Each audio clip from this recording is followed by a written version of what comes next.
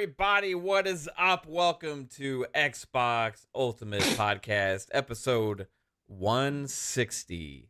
It is spooky season. We're in the middle of October. We're going to have some fun times talking about some of the Halloween events coming up and that are going on right now in games. We're going to talk a little bit about, is there some media bias going on right now as well? It's one of our favorite conversations to have at times.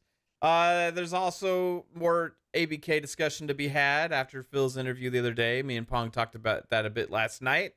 Xbox's marketing is ramping up big time right now. Lots going on in the gaming space, but want to say a huge shout out to this amazing chat. You all rock, and thank you for all the support you show to the channel and the shows and just showing up, being here. Hit like button, share it out, sub to the channel if you do like the content here, and if you don't, I'm sorry, but appreciate you anyway. Audio listeners, you all rock as well. Thank you all for taking a part in our shows and to being a part of everything we do.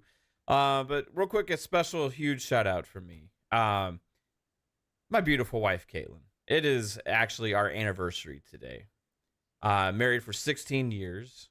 So I want to give a huge shout out to you, babe. I love you. Thank you for everything you've done on the channel to support everything we do here. Another awesome thumbnail tonight, but also just everything you do for the family. You're absolutely amazing. Couldn't imagine ever a day without you. So you're absolutely amazing. And thank you for being my amazing wife, and happy anniversary, babe. But yeah, let's get to this awesome panel here, guys. We got the one and only Jasper. What's up, dude? One and only, huh? Doing pretty good. Just been playing Call of Duty, grinding out that Halloween event that we're going to talk about, I guess, later on with other stuff. Tried a bit of Halo today with the boys, so been playing a little bit of that too. And yeah, that's about it. You're gonna forget Diablo 4? You've been playing with us. Yeah, I mean, but that was yesterday. Yeah. This is a review of today. We didn't talk about yesterday anywhere else, so come on, Jess. Yeah, and then yesterday and the day before, I guess we were playing Diablo with the family. So yeah, we were playing that. Pong was almost level 50. We just got to tier 3, world tier 3 last night. So yeah. Ooh, been fun, nice. Man. Been fun. I mean, Diablo, like, also the season 2, like, it's not really part of the Halloween events, right? But it's Diablo, so it kind of feels like that. Like the timing of season 2 coinciding with the theme they have going on with the vampire esque stuff going on, and Season of Blood and all that. It's just it's season 2 is glorious, bro. It's so good. It's so good. Everything that season 1 could have been, right? But we're here now, and that's all that matters. Fuzzy Belvedere, how many I saw you on the Drivatar list when I was playing Forza, like at level 170 something or something crazy like that. I don't understand, bro, how the hell you do this, man. But thanks for being here as always, Fuzz. Thanks for having me. Yeah, I've been going at it hard as far as just racing, trying to level up cars. Got a good bit of them level 50s already, and trying to work through some of the bugs, but enjoying myself, having fun with it. Looking at GT7 on some of the things, and just enjoying the handling on Forza right now a lot. But other than that, still playing Starfield. Kind of looking at Diablo. Might get back into that, but man, we ran into you last night on Diablo. We saw Fuzzy. Yeah. He was. There was a guy. He was in the dad's clan. Yeah.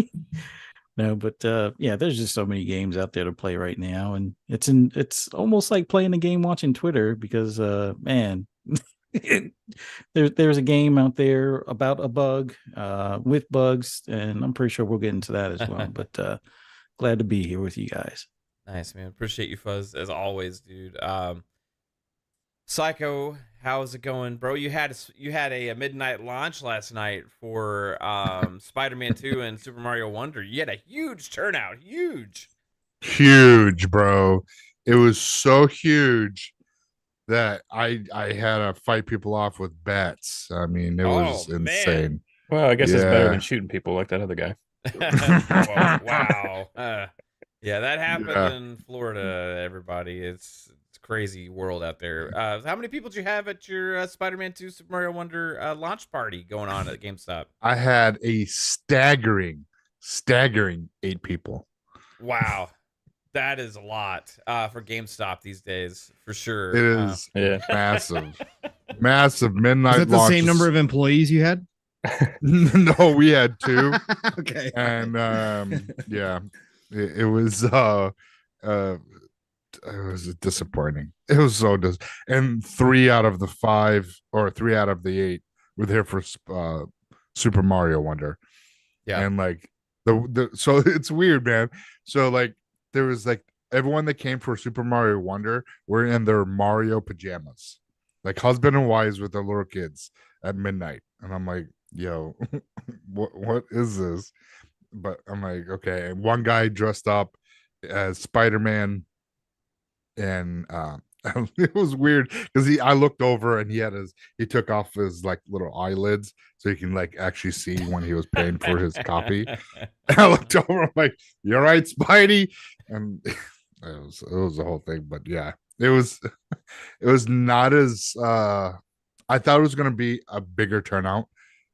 We had a lot of pre-orders. I mean, I think we had about 50 pre-orders, and we had literally 5 people for Spider-Man. I'm like, wow. So I can only imagine today was very busy for the other guys, but man, it was just nuts. But yeah, I've been playing. I've been trying to get into Diablo, but it's like between Starfield and then I started playing Age of Empire, and then Like a Dragon Ichin, I think whatever it is.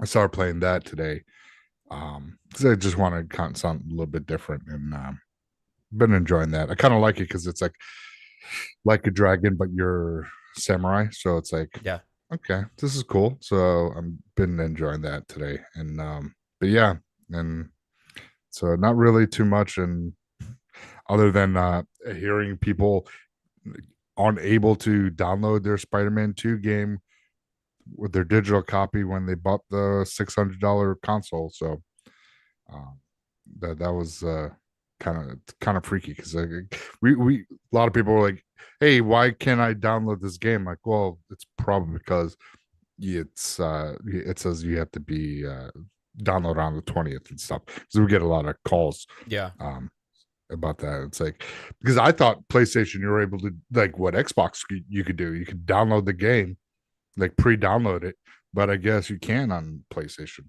because they're like, yeah, you gotta either buy it through the store to preload it, or you gotta wait till the day it comes out if you got a digital copy. So yeah, interesting stuff going on. Yeah, I'm gonna dust it off at some point here. Put Spider-Man 2 in, or download it. Yeah, dust that off. Yeah, dust that console off. I still can't believe that comment. Pong Soul. We had a fun show last night. About 3.5 hours or a little over. Yeah. Dove into a lot of this stuff, but also spent a lot of time playing Diablo Season 2 the last few nights. Yes, sir. Yes, sir. How you doing? Sir. Doing good. First of all, happy anniversary to you and Caitlin again. The beautiful Miss Caitlin, who does all the wonderful graphics and thumbnails on these shows. Again, you guys are just freaking amazing human beings, and it's always great to see two people in love stay in love. So congratulations and happy anniversary. Thank you, sir. And otherwise this week, I was back into Starfield, and then Diablo Season 2 hit, and I was like, yeah, I got to check it out after watching the fireside chat and stuff. And I told everybody in the DMs, I got to jump back in. It's looking pretty good. Yeah, as Mav and I talked about last night for about the first 45 minutes or so, it has blown away my expectations of what Blizzard and that team have done to this game. They have listened to nearly every complaint that the community, old and new, had about the first season of Diablo, and completely went in that direction and then some. The absolute loot Christmas that this game is now is unbelievable. The amount of mobs and how much action is going on in the screens at just some basic locations. I mean, yes, some of the places where we're activating, mini boss battles and that kind of stuff are amazing, but even some of the just random locations, you will all of a sudden be mobbed. And my God, is it hectic? It is fun. The loot is absolutely incredible. I can't stress it enough. They basically went back to the beta. It might even be beyond the beta level of loot right now. And Mike Ybarra, I was afraid they were going to come out in a little bit and say, yeah, about that loot. We're going to scale that back. But Ybarra has been promoting it. I think they're trying to buy everybody's goodwill back again with loot drops, and it's working. It is absolutely working, because having my whole entire inventory filled with legendaries while leaving yellows and blues by the wayside, there is no better feeling. Just and get those rid of the yellows and blues. They're not even important anymore. They're not even important anymore. And the legendaries are actually better than the last ones that you picked up in a lot of cases. They keep leveling up as you level up. And the level up process, as Jasper said, I'm level 49, almost level 50. And that's about 12 hours of gameplay, maybe somewhere in there, maybe 10 hours, 12 hours of gameplay, and I'm almost level 50 already. And we already did the capstone dungeon and got onto tier 3. Diablo 4 is back, folks. If you haven't jumped in, again, even if you haven't purchased it yet, if you were holding off because you had too much other stuff to play, 10-hour free weekend this weekend. This is the time to go check it out. It is on fire right now. It is well worth it. Like Mav said, it's Halloween themed naturally by itself. Perfectly suited season 2 with vampires. It is an awesome time to jump into Diablo 4. So go check that out. Otherwise, I was back on my Starfield kick earlier, and obviously we did Modern Warfare 3 beta last weekend, which was, again, Mav and I talked about this last night. The nostalgia trip that they are selling everybody to push DLC into a $70 full price game. They're not hiding it. This is 100%. Yeah, you guys like old Call of Duties. Here you go. Here's all the old Call of Duties. I've been eyeing that little skin for like 2 days now. And then little skins, and I bought into the what's the latest season? The Black Cell season 6. Black, I bought into that because the see-through Android bodies are just so cool, and those are all going to carry over into Modern Warfare 3. But Modern Warfare 3 beta, the movement, the gunplay, the maps, because they're the old classic maps. That's when Call of Duty was peak in that. Again, more people play Warzone now, but classic Call of Duty multiplayer, that's when they were peak map creators, and they haven't changed them. They've just made them look better. So all the classic strategies, all the other stuff that we remember is there. Unrecognizable at times. Well, to you, man, because you don't remember shit. I heard about that. But it's the golden age is here. I have so many games I have not played. I have not touched. So much has dropped in the Game Pass. Normally, you guys have known me for the past 3 years that I'll come in here and list off 8 to 10 games that I'm playing. I'll give you these little obscure indie games that jumped in to Game Pass that I tried out for an hour or two. I'll give you a little heads up on some of those. None of that. There's too much right now. I'm overwhelmed. I am thankful that we are here in this time to be gamers, because my God, is it freaking fantastic. Next year already is lined up to be the same. I don't know when I'm going to catch up on some of these games I do want to play, but they're going to be there, and I'm happy for it. My God, we are in Christmas time. It is the golden age, folks. So having a great time. We got topics out, next week too for Game Pass. Yeah. It is Christmas time because we got some Coke earlier and it had Santa on it. You got some Coke? We got Santa Coke. What? Whoa. What kind of Coke? You know, the Coke with You Santa. piqued my interest. You know? Oh, okay. Is that like a local gang symbol? My nose just started itching, so I wasn't sure. You know, like Santa Coke. You know what I'm talking about? Sure. Anyway, the white snow that post nasal drip. Coca-Cola. Cola. Cola. Okay. Yeah. Pop? Yeah. Thanks to Alvin, hit us with a $5 super chat. Says, saw the thumbnail and realized my 10th anniversary nightmare before Christmas jacket is now 20 years old. I haven't felt this old in a while. Get used to it. Just keeps getting worse and worse every year. Nice. That's probably, I gotta see a picture of that jacket, Alvin. That's gotta be pretty cool. Spartan661 member for 3 months says, can we have a Microsoft update for all Activision games? It'd be nice, get a little bit of some free updates and stuff to even update them for especially the older games and stuff like that. I definitely wouldn't mind that. But yeah, let's get into some of the conversation here. I actually have a list because there was there's a plethora of these Halloween events going on right now. Yeah. It's like in an insane level. I've never seen this many. And a lot of them are actually really good. And there's a lot of them I want to play that I don't know if I'm going to have time to. So I want to give a shout out to some of these that are out there. And it's kind of like the peak of live service games at times. So when these Halloween events are going on, for some reason, that's just really kill it every Halloween season with these things. But there's even above and beyond that stuff right now. And even if you count like Halo Infinite Season 5, it's not necessarily Halloween theme, but because it's the Flood Armor Core set and stuff, you get that vibes as well. Well, some of it I think is. I think they got like a pumpkin visor and like they a have spooky some cat and shit like that. cosmetics So and shit like yeah. that too. I some of the stuff I unlock, even this face plates and stuff, is more like dark theme type shit. So that's pretty cool too. Speaking of Halo Infinite, real quick, there was a community made battle royale mode that dropped today. It's called Inherited. I did check it out earlier. Did it work for you? Yeah, I got into a game.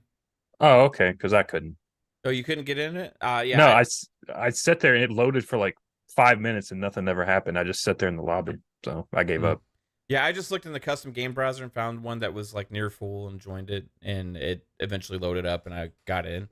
I tried playing it. It's cool, you know. I want the real battle royale. I'll say this. Shout out to the community members and all the work they put in to create that, but like at the end of the day, honestly, for me, it just kind of felt like a big Halo map where you have 2 lives. That's kind of honestly kind of how I felt. Yeah, I mean, it. Like I from just the videos, it looked pretty ass, so I was gonna give it a shot. The but... map is not the best, to be honest. Like there's some great Forge maps out there, and I think because of the size and scope of this one, it's just like, and I think it'll get better over time and stuff too, as they probably keep working on it. Some cool stuff. They had to do a lot of work for this. I'm not trying to take it away from them. It's awesome that they did this, and it's gonna be a really fun thing for people to play. It's just it has that Forge flavor that you can't really get rid of. And I just really want the actual battle royale, because really playing that made me realize like how limited trying to do a full-blown battle royale is within Forge, and like doing it the right way, which we know Certain Affinity will do, I think is what I really want to try, right? So I can't wait to try that when it comes out. But I got a list here of some of these Halloween things, and this is from GameSpot.com. So these are just a few notable Halloween events going on. There's Rocket League Haunted Hollows. So for anybody that's super into Rocket League, which I know there's some out there like that just only play Rocket League, like Special Nick and people like that. Just like You mean Nintendo fans? Yeah, pretty much. Yeah, Rocket League fans out there. You know, they're gonna find that Haunted Hallows probably has a lot of content. That event goes from the 18th to November 1st. There's like Jack Skellington, items for the cars. There's all this other stuff. Yeah. Anyway, there's even did y'all know there's a Pokemon Go Halloween event going on? Yes. So if you see people walking around looking like zombies, which they do when they play Pokemon Go anyway, it's maybe because they're playing the new Halloween event in Pokemon Go. I think one of the most notable ones, and one of the games that does it best every year, is Call of Duty. And they have the haunting right now. And you said that the Butcher is in Warzone. Is that right, Jasper? Yeah, all the like special bosses are in Warzone, so it's kind of, I find that kind of lame, but I wish there was like some way you could kind of like do it soloish, but yeah, whatever. If there's a Lilith skin you can get. I think Call of Duty, was they the first ones to really kind of do this big with the Halloween themed event? I remember, actually, I think this was one of the first streams you saw of on our channel, Pong, back in the day. Is Fun Speculation Fright Night. I was gonna do this like annual thing. Maybe I'll bring it back. I don't know, but that was a Call of Duty Halloween event that we were streaming that night, and it was like zombies running everywhere and a special Warzone mode and stuff like that. Yeah, they brought that back too today. Zombie Warzone. They got that in there. Overwatch, I feel like one of the first people to actually do it big though, because I think that's like the Overwatch 1. Yeah, they used to have like pumpkin skins and stuff. So yeah, that zombie mode was really fun. I actually really liked that mode in Call of Duty. Apex does it well as well. Apex Legends has been going Halloween big time. And I have played a couple of their Halloween events in the past, but they got another big one going. Doppelganger's Collection event is what it's called. So check that out. Warframe, any Warframe fans here? Anybody that's super into Warframe? I haven't brought up one Destiny. They used to do a pretty good one too. Yeah. I used to play a lot of Destiny's holiday thing with the bags of candy and the masks and stuff like that. Yeah. Is it they go all out, or is it kind of like they do a decent amount? Like there's like little decorations everywhere, and then there's certain missions where it's pretty much you're fighting a pumpkin head and ghosts and ghouls and things like that. So it was always pretty cool. Right on. Another game that's done it really well is Fortnite. Fortnite usually has some really good Halloween stuff. They have Fortnitemares going on right now. So if you like Fortnite, you can always look forward to that. They usually kind of change the map quite a bit too, and there's like, stuff on all the houses and all that kind of stuff. So that's pretty sick. Overwatch 2 is on this list too, Jasper. They have Halloween Terror event. Yeah, right now they also have a bunch of Diablo crossover stuff in there too. Yeah, it looks like Overwatch 2 has a lot of content. There's a new mode, Trials of Sanctuary. 4 players working together to fight against spooky enemies, with the end goal of defeating Blessed Mother. It's like I want to play all this shit, man. Yeah, that's like a Lilith skin or whatever. So you're fighting Lilith in Overwatch. I just want to. How do we have time to try all this stuff? I feel like all these games are kind of competing against players' time, right? Yeah. Is why they're doing this. Because if they don't have it, they know that people are going to play the live service game that does have it. You know what I mean? That's why you just got to pick the few you really care about and focus on those. Like you can play around a few minutes in some games, but if you really want to finish one, you just got to pick your time, pick your game. Then there's GTA Online. Yeah. They have like this big ghost event going on right now. That's what the kids are playing right now. Yeah. Well, I say kids, but they just turned 18, but that's the big thing that they've been doing, most of today and tomorrow. So we'll see. Here's one that I wasn't expecting. It's Red Dead Online. This actually has me intrigued.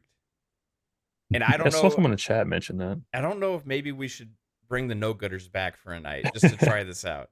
The only thing is it's such a big download and stuff for it. And then you play the game and you don't know what the fuck to do, so you just sit in camp for 5 hours and lasso with each other.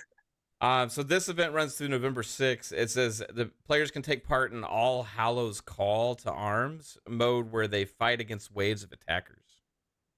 And I think it's going to be like monster-ish looking guys and stuff, because the screenshot that they have for like the event or the art looks pretty sick. I mean, if it was anything like that Undead Nightmare multiplayer mode they had where you could like do a horde mode and like fight around the church and then there was like blue fire and shit, that was pretty dope. Yeah. You know what would have been really cool if Rockstar actually would do DLC like they used to back in the day and giving us another Undead Nightmare. That would have been even better. We could have permanent Halloween going on in Red Dead 2, but not Rockstar anymore. Man, they don't want my money. I missed the boat on that so much. What if they just even did like a big like DLC or something with Red Dead Online and with Undead Nightmare? Like they could do so much, man. Like, and please, for the love of God, it's an old game now. Just give us 60 frames and update it for free, please. Please, I'll pay $20 for it. Honestly, like even if it's not free, just give me the 60 frames in Red Dead. You're killing your own game. How many times you're gonna re-release GTA and give all these updates? Red Dead Redemption 2 only made $1.5 billion. It's a failure. It's so crazy. It's a waste of time. Like, and supposedly they're working on Red Dead 3, so they are invested still in the franchise. It's just like, you think GTA 6 is just eating up way too much of their resources and time? Oh yeah, and they're still doing content for 5 with the online stuff. So they're going for the cash cow. It's like, shark cards, yeah, we'll keep on adding content to 5. Like I can't wait until they sunset 5, like or GTA Online that's attached to 5. Like that'll be a glorious day. And that game just hit 10 years old last month too. That's fucking insane. Red Dead 6, they're building for Red Grand Dead Theft 6. Red Dead 6. Grand Theft 6. Grand Theft 6, they're building for 15 years this time. I think they're Yeah. going for the long haul in this one. So that's probably why they're spending so much on it. Do we think Like, my kid was born when I started playing this game, and now my kid's playing the Yeah, game. right. His Exactly. kid's playing the game. Exactly. What? I mean, there was rumors that GTA 6 would actually happen next year. Do we think that's still a possibility? Absolutely. With their We'll with announce their, it for next year, get delayed. with their forecasts. No, with their forecasts for profitability, next year's the mark. They're Does going to do it. Who gets the marketing on it? PlayStation? Nobody. Nobody? Nobody. I didn't know if like PlayStation might try and hype it up with the PS5 Pro or whatever. They might. You know. They might. I mean, that's certainly a possibility. PS5 Pro could change things depending on when it launches and where it comes into play. If Rockstar is going to do a Pro version for them, then certainly that's a possibility they could work out something for that. But Rockstar doesn't need anybody's money at all or limit their visibility. They might still take Sony money. I have a feeling Rockstar is going to just doing this independent because they just don't need anybody. They really Yeah. don't. Yeah. It's bigger Yeah, than it's all set. consoles. Yeah, that game is going to sell 25 million on the first day, if not more. I mean, yeah. they're going to be Yeah. owned by Xbox by then anyway, right? So, also, by the way, there's also rumors still going around about PlayStation buying like a 2K or a EA or Bandai Namco and stuff like that. Like, I don't mind them such a buying a dream. publisher. I just don't think it's really feasible or possible for them to go out and get one of those big ones like that. But we'll see. You know, it's gonna be interesting. Yeah, but Destiny 2 is on this list also, guys. Destiny 2 Festival of the Lost. So, Sure, you got to pay $75 to even participate in that. That's Ugh, screw that, man. Yeah, it says players can jump into haunted sectors of the game to find new and returning Halloween loot. New eerie engrams to open that can be crafted into exotic armor or festival themed rewards. So they've got quite a bit going on there as well, Fuzz, like you mentioned. There's Dead by Daylight, Haunted by Daylight, which is always a Halloween themed game anyway, really, if you think about it. But they do have special stuff there. New World. Amazon's game? Yeah. Yeah.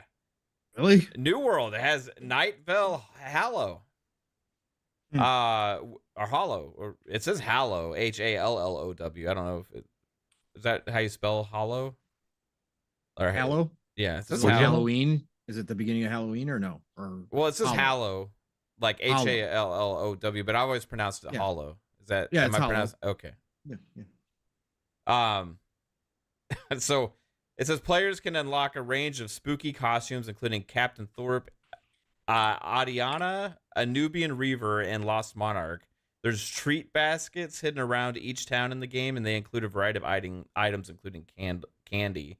The evil villain Balfazu and his Pumpkinites are running amok, and players can try to defeat this level 66 boss to earn special rewards like armor pieces and costumes. They got Halloween items in the shop and all that stuff too. It's worked. Yeah. Their peak players in September was 25,000. Their all-time peak in September. October, 77,000. Halloween events, man. I'm Yeah. telling you, bro. Yeah. Yeah. It brings people in. Animal Crossing. New Horizons Jack's Halloween event. Is that a games as a service now? It seems like it, right? Can you buy stuff? I don't know if they have stuff you can buy in that game. It says there's special themed items available at the Nook's Cranny and Leaf Shop. Candy and pumpkins will appear in the world. Players can also see villagers dressed up in costume. That's the ones on this list. There's even more. I mean, there's more that aren't on this list, and but it's just absolutely insane. I was really Age of Empire. Yeah, Age of Empires is not on the list. Forza Horizon 5, not on the list. They're both having Oh yeah, the Halloween Morte, events also. Day of the Dead or something. Yeah, Dia de Muertos or whatever, and then they have on Age of Empires they have the Hallows Eve like theme or whatever. I forget what they're calling it, but there's even like a shop in there with pumpkins and stuff like that. Really cool stuff, man. I'm digging all this Halloween stuff. The only issue is I want to play it all and I can't. There's just not enough hard drive space. There's not enough time. So you know what? It's Diablo, and that's pretty much what we've been playing the last couple nights. What do y'all have like a favorite out of all the Halloween events, like specifically? No. Destiny used to be that for me, and Forza Horizon. Well, Forza Horizon always have had like something around the holidays and stuff. And with the Day of the Dead that they had like last year, there were some T-shirts and some other unlockables that were pretty cool. So I'll probably hop into those. But Diablo is sounding a lot more interesting the more and more I hear about it, and I just gotta figure out if I'm gonna try it on PC or just play it on console and be happy with it. Kind of thing. So we'll see. I know that like technically Diablo doesn't count, but because it's like its season or whatever. But I think Diablo right now is doing it the best just because you can experience everything for free. Whereas all the other games, you usually have to buy a skin or buy your way into it in some kind of form or fashion to actually get everything. Whereas Diablo, it's just you play Diablo. Right. That's a good point. Although it's not technically a Halloween event, but you know what I mean. It's at the end. They of definitely the day, lined up the season though with vampires and stuff to be. I mean, the game naturally is because it's horror based, but the fact is they knew this season 2 was going to fall right before Halloween, so I'm sure they thought about that when they kind of designed the whole idea of the vampires and stuff. Because what's more Halloween than vampires? Maybe witches, but outside of that, it's vampires, right? For the most part, so just made a lot of sense. It works. And that's kind of how I feel about Halo Season 5 too. Yeah. Right. Yeah. It just completely coincides. Like you got the more grotesque armor with the flood theme, and you got even the name cards and faceplates and some of the other stuff you're unlocking, like the weapon skins and all that kind of stuff, are kind of more like horror themed as well. Even one of the maps, the map that has all the purple shit in it and stuff, kind of like dark and kind of eerie, you know, theme going on there. So really cool stuff going on in gaming, and with all the games to play, all these games of service games at the top of their game right now, and then also all these new releases.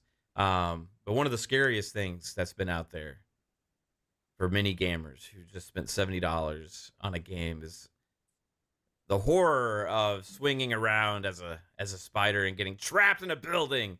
Oh, what fright that is! Or as a sugar cube too. Did you see that? I didn't see that one. Oh yeah, no, Spider-Man turns into a white cube.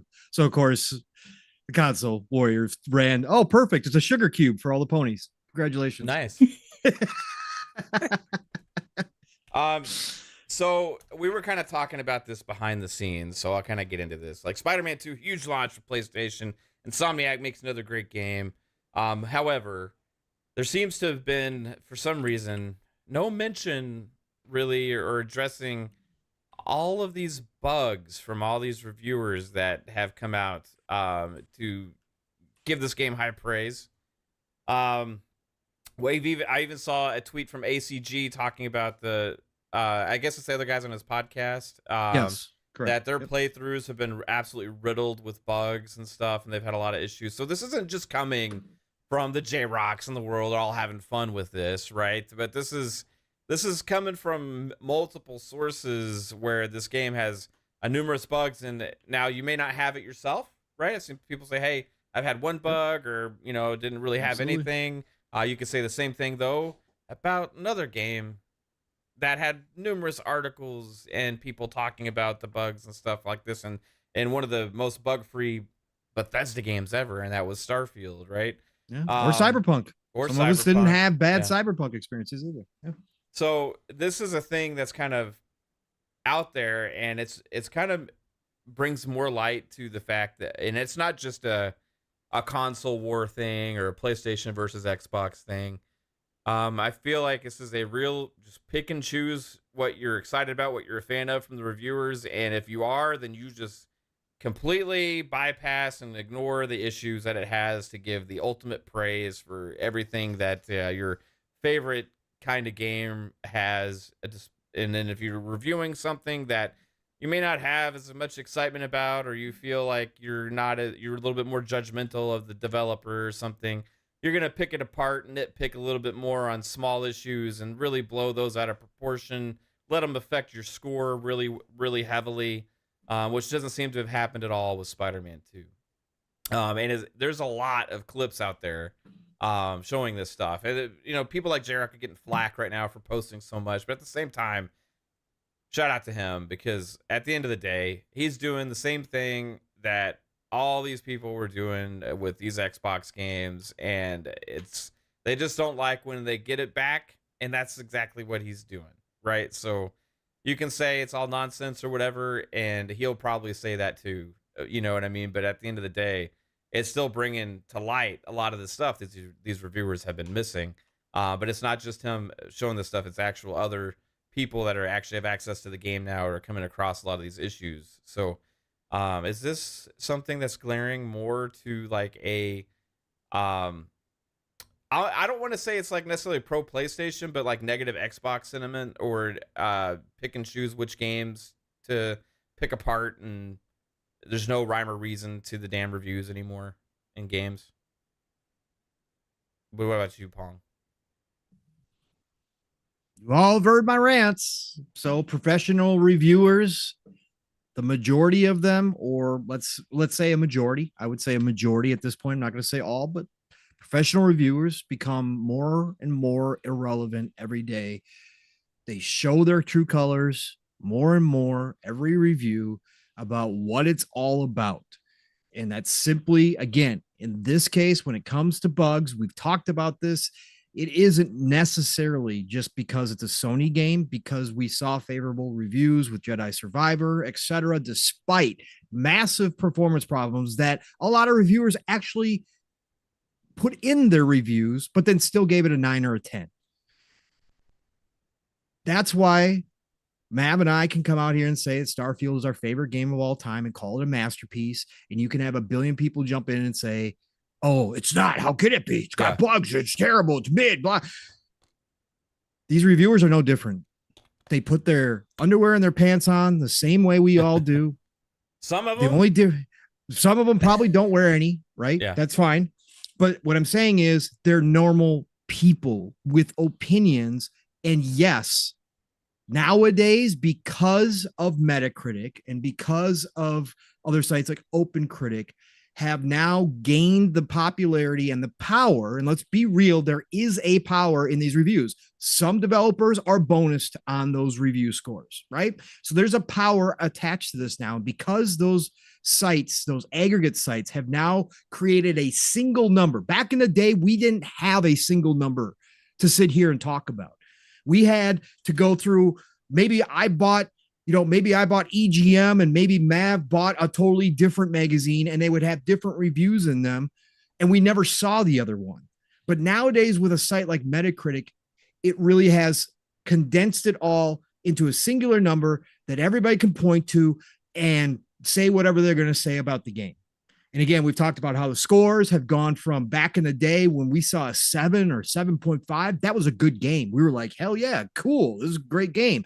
It wasn't until we saw like a 5 or a 4 where we went, oh, maybe this game isn't so good anymore. Nowadays, oh no.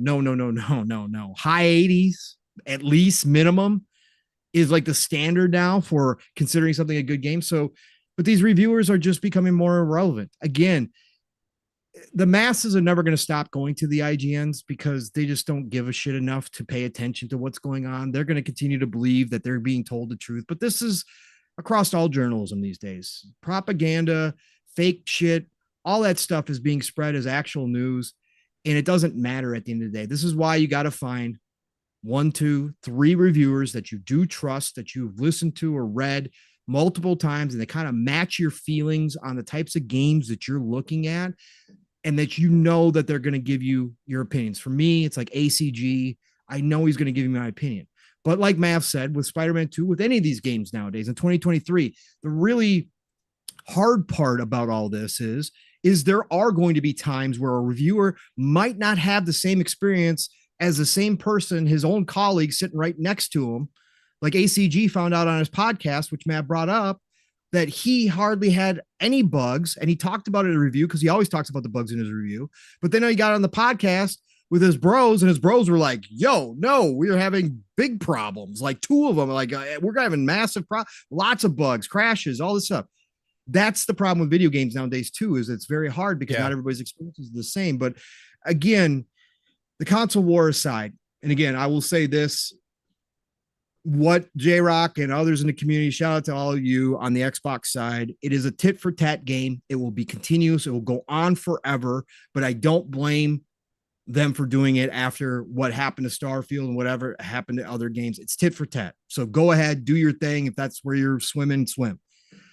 But for the rest of us, this just again tells you there is nothing different from these reviewers than us on a podcast talking about our impressions of a game. Even if we never beat the game, you're going to hear the same type of impressions and probably going to hear more about the truth. Because if you've listened to us here, all of us, whenever we talk about even our favorite games, I brought up my criticisms of Starfield. I said there was issues in Starfield I'd like to see change. Mavsa did the same thing. So you're going to get that same type of opinionated commentary about a game anywhere else. These reviewer sites are bullshit.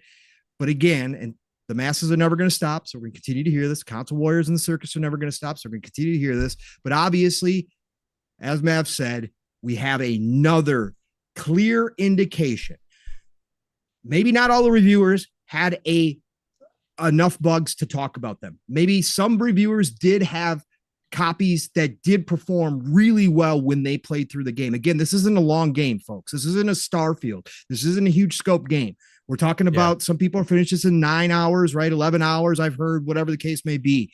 It's not a big game. So maybe through that experience, they didn't have enough to talk about. But you can't tell me from how many different reviewers now, 150 or something like that for Spider-Man 2, that there wasn't some in there, or at least a percentage, a measurable percentage, whatever that be, 30, 40% of the reviewers did not experience some of this stuff that we're seeing because they were playing a version without the day one patch. So you can't tell me that even after the day one patch, we're still seeing this stuff, that they didn't see some of it and they just went on by about their business. And a lot of them never said one word about anything wrong with the game, 9s, 10s. But again, it didn't even matter for Jedi Survivor. People mentioned the performance problems, still gave it 9 or 10s.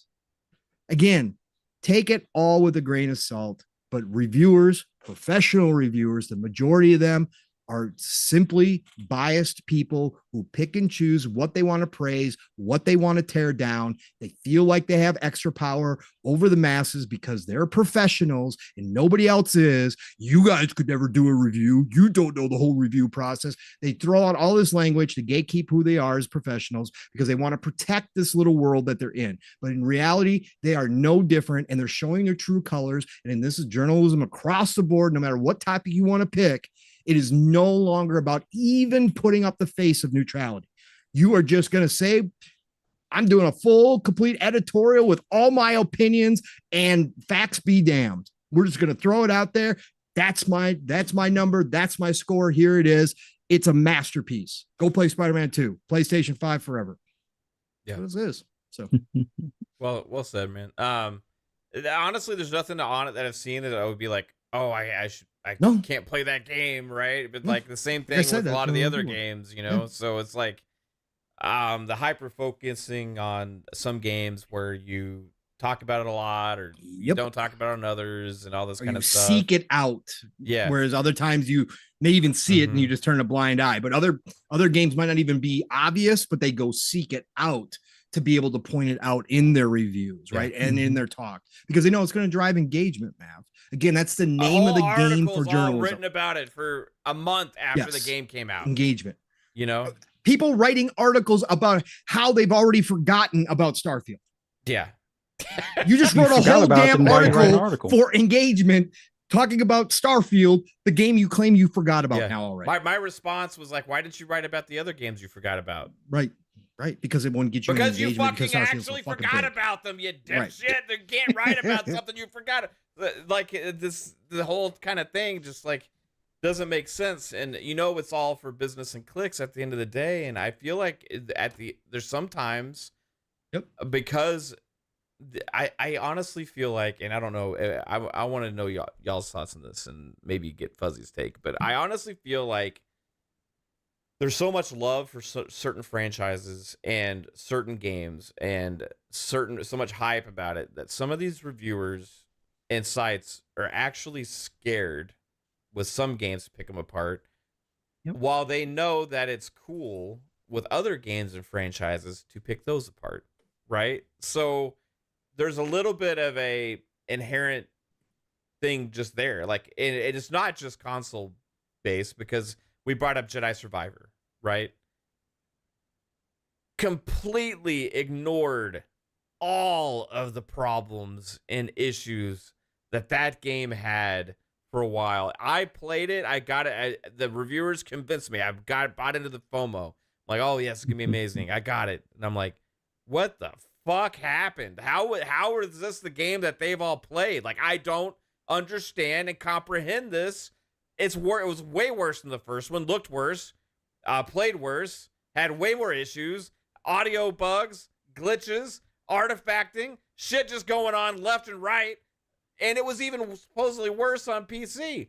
Yet, no mention of any of this shit, right? Except for the fact that, EA told us we're going to have a day one patch, so we're cool with it.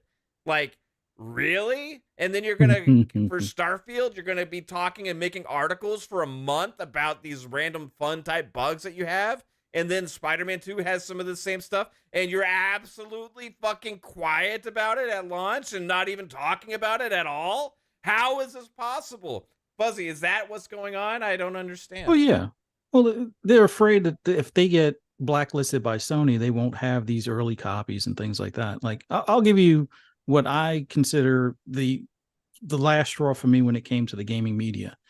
When they did the hit pieces on Forza Motorsport 7 having loot boxes, when it didn't, you couldn't use outside cash to buy them. It was only from in-game rewards that you earned in the game that you could buy these prize boxes. So technically that wouldn't fall under the loot box premise because you're not using real world cash. But yet GT7 had those. It's just that they didn't add them until after the review process was over. Now, did they adjust the scores on those? No. But for a month, they wrote about the loot boxes in Forza Motorsport 7 when there weren't any. So that, for me, showed me everything I needed to know as far as the gaming media, if I didn't already know at that point. Star Wars Jedi Survivor was another one. Now, that one, it's a beloved IP. So they're going to always give it, the benefit of the doubt, which, okay, great. Me personally, that is the last EA game I buy day one, period. Never again. Battlefield 2042 was one of the straws. Anthem was another straw. Jedi Survivor, that's it. EA's off the list for good. Haven't bought an EA game since. If they're going to say that that's a perfect 9 or a 10, and that game was that unplayable at that time, then I don't need to listen to anything that they say. Like, I hate played that game, or I hate finished that game. Like, you know how, like, when you just hate something so much, you go through it? Yeah, that's what I did, because I was like, I paid my money for it. I'm going to roll credits, and I'm done with EA. And that's it. So when it comes to Spider-Man, I already knew I was going to wait and get this later on down the road, wait until it's on sale. There's enough games to play at this time. Games I've already paid for that I've barely touched, so I can wait until after the holidays. But I'm glad I didn't experience FOMO, because I'd be pissed as hell at PlayStation and for the fact that this game is another one of their broken games that they've released since this generation. I bought Horizon Forbidden West day one. First 5 minutes, Jarl or whatever, the companion that's supposed to follow you, the first mission, he kept on getting stuck in the water. I'm posting on social media, hey, anybody else experienced this? Crickets. But everybody else has this problem, but they don't want to talk about it because, we can't mention then when PlayStation has a problem with a game because of quality or whatever you want to call it. But yet, that's the first 5 minutes. Whatever I did 30 minutes after that with him being stuck in the water, I have to restart my game all over from the beginning, and maybe it'll work. So that time it worked. Well, after the restart, it worked. Then later on, you get the special abilities when you use your weapons against some of the Dinobots, as you call them. And then you get stuck in this pose where you just keep on doing like that special move, and that's it. And the only way to fix it is to close the game and restart the game. We've had people in the community almost lose like hundreds of hours of their save process. Now, luckily, there was a patch shortly thereafter But nobody really wanted to talk about how for Horizon Forbidden West was a broken game on launch. Nobody wanted to talk about GT7 being, broken shortly after it released when they didn't even have the servers up for like 28 hours or whatever the case was. But, the minute an Xbox game has a problem, it's front page news on all of these gaming sites. Crickets if PlayStation has a similar issue or worse. So I've stopped paying attention to them for a few years now at this point. ACG is like my go-to as far as like any of the content creators that do reviews. Season Gaming is another site, and individuals like Ains that do reviews. I'll listen to those because it's more like a peer review where it's like word of mouth, like the same as anybody on this panel. When they're like, oh yeah, this game is like what Pong was saying earlier about Diablo and what Jasper was saying about Diablo and Math was saying about Diablo. All of the things that I enjoy about that game and some of the issues we've had with the game prior, and it looks like they fixed it and now they're having fun with it again. Yeah, I'm probably going to go back into it. So those are the reviews I pay the most attention to. The friends that are playing the same games or have similar tastes in the games that I enjoy, their word has way much more weight than any of these, magazines or websites that do reviews, just for the fact that they are they going to have some biases? Sure. Am I aware of those biases? We're all probably pretty much more so Xbox centric, but either we play on PC or we play on our Series X or S or whatever. But that, and still, if that's where I'm playing my games right now, that's probably the best source to go to, somebody that's on that platform experiencing those games as far as what they think of a game that I might be on the fence on. So the gaming media has just been... they've been more of an advertising clickbait, source now. Like, instead of making it about the actual game and reviewing it within that instance and not worrying about what the competition's doing or anything like that, as far as the scoring of the game, that would have made, to me, that would make more sense, but I guess it doesn't generate enough revenue, or it doesn't generate enough review copies or keys or codes early enough so they can be the first to review and things like that. So I kind of understand why they go this route, where it's like for the engagement, keep certain advertisers happy, keep certain brands happy, but it's not doing the gamers or myself any good as far as even but paying attention to them. But it is what it is. But it's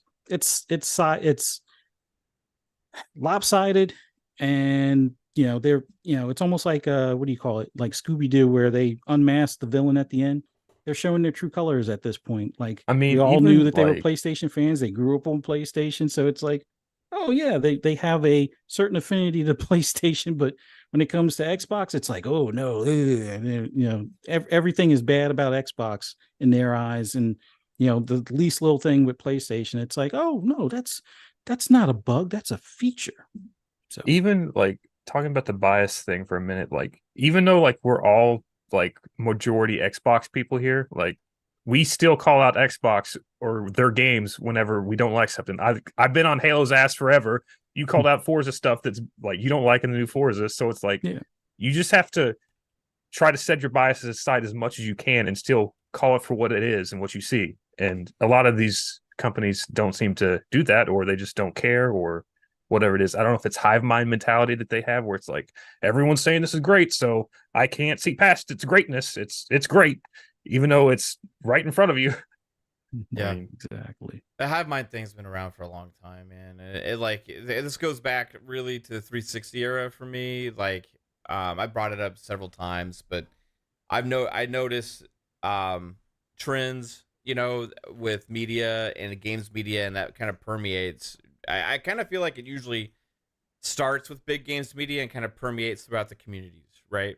What gets accepted and talked about and becomes the talking points from the big games media becomes the reality and perception into the community and what they accept as reality, and just deem their opinions based on that. It seems like, and I implore everybody to be able to think for themselves, but like, even back in the 360 era, there was two games that I always bring up a lot with this conversation, because these games were kind of ahead of their time in a way, and they got criticized for the wrong reasons. And they really struggled with reviews, and it hurt the ability for those games to succeed, right? And those two games were actually from two great developers and doing some really amazing things. And that was Shadowrun first-person shooter from FASA on Xbox, and that was also Chrome Hounds from Software, published by Sega on 360 as well.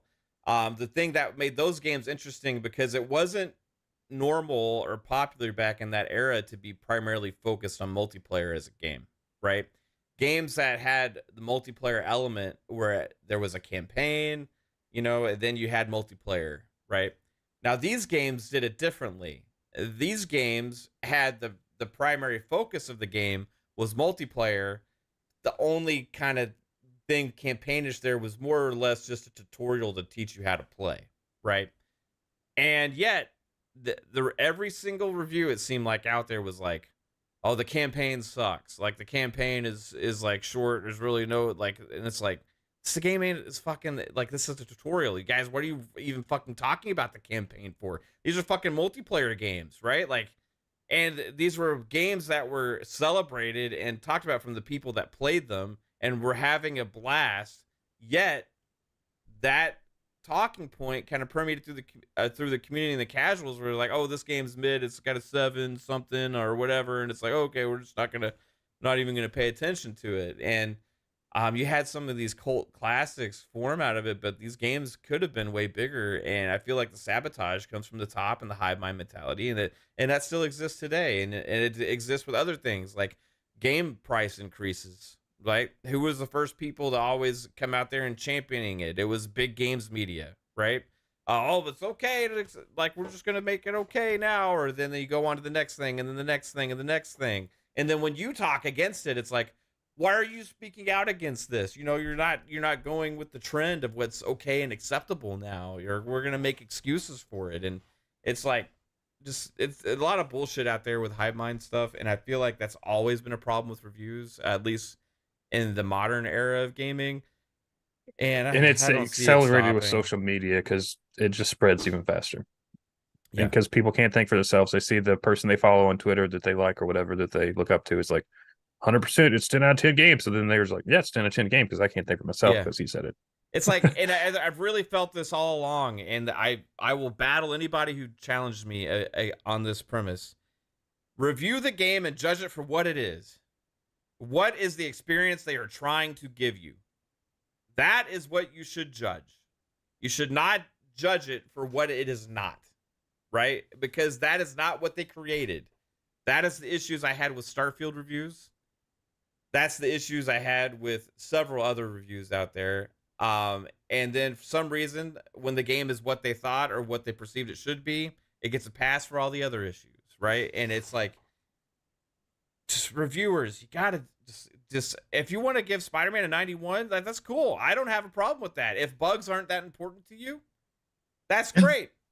But then when you review something else, keep the same fucking energy and make sure that they're still at the same level of importance, because those kind of bugs of Spider-Man 2, they're not important to me either. I don't find the game is probably going to be broken because of those or whatever. It's just going to be, you're going to happen to come across a bug. Yeah, the major reason why Spider-Man 2 is ass is because you get Peter Parker levels and Mary Jane levels. Who the fuck wants to play as Mary Jane and Peter Parker? But just like, keep the same energy. It's not fucking hard to realize that you have a track record within yourself, and especially on an overarching website where you harshly criticize some things for specifics, and you give passes on other games for those same specifics. And if you want to go into the, oh, but every reviewer is different. Well, okay, right? Well, it's not fucking, you're under your website's umbrella. You should have a fucking standard that you follow, because at the end of the day, that score, it represents your brand, and the stuff that the reviewer is putting out there represents the thoughts and minds of your entire brand. Screw this whole, yeah, he says what he says, it's just his opinion, everybody else here has a different opinion. Well, if the entire rest of your entire fucking website and all the other employees there think a game is a fucking 10, but you give the one jackass that thinks it's like a 6, and he represents your fucking score in social media and the reality of the perception of what your score. Get somebody different to review those games. You got to do better, right? At the end of the day, and I'm not saying Spider-Man doesn't deserve a 91. It probably does, but other games deserve it when they get shit on for some of the same damn things that Spider-Man has, and it's just really frustrating to see. But it is what it is, I guess. This is the world we live in. Any thoughts on this, Psycho, before we move on?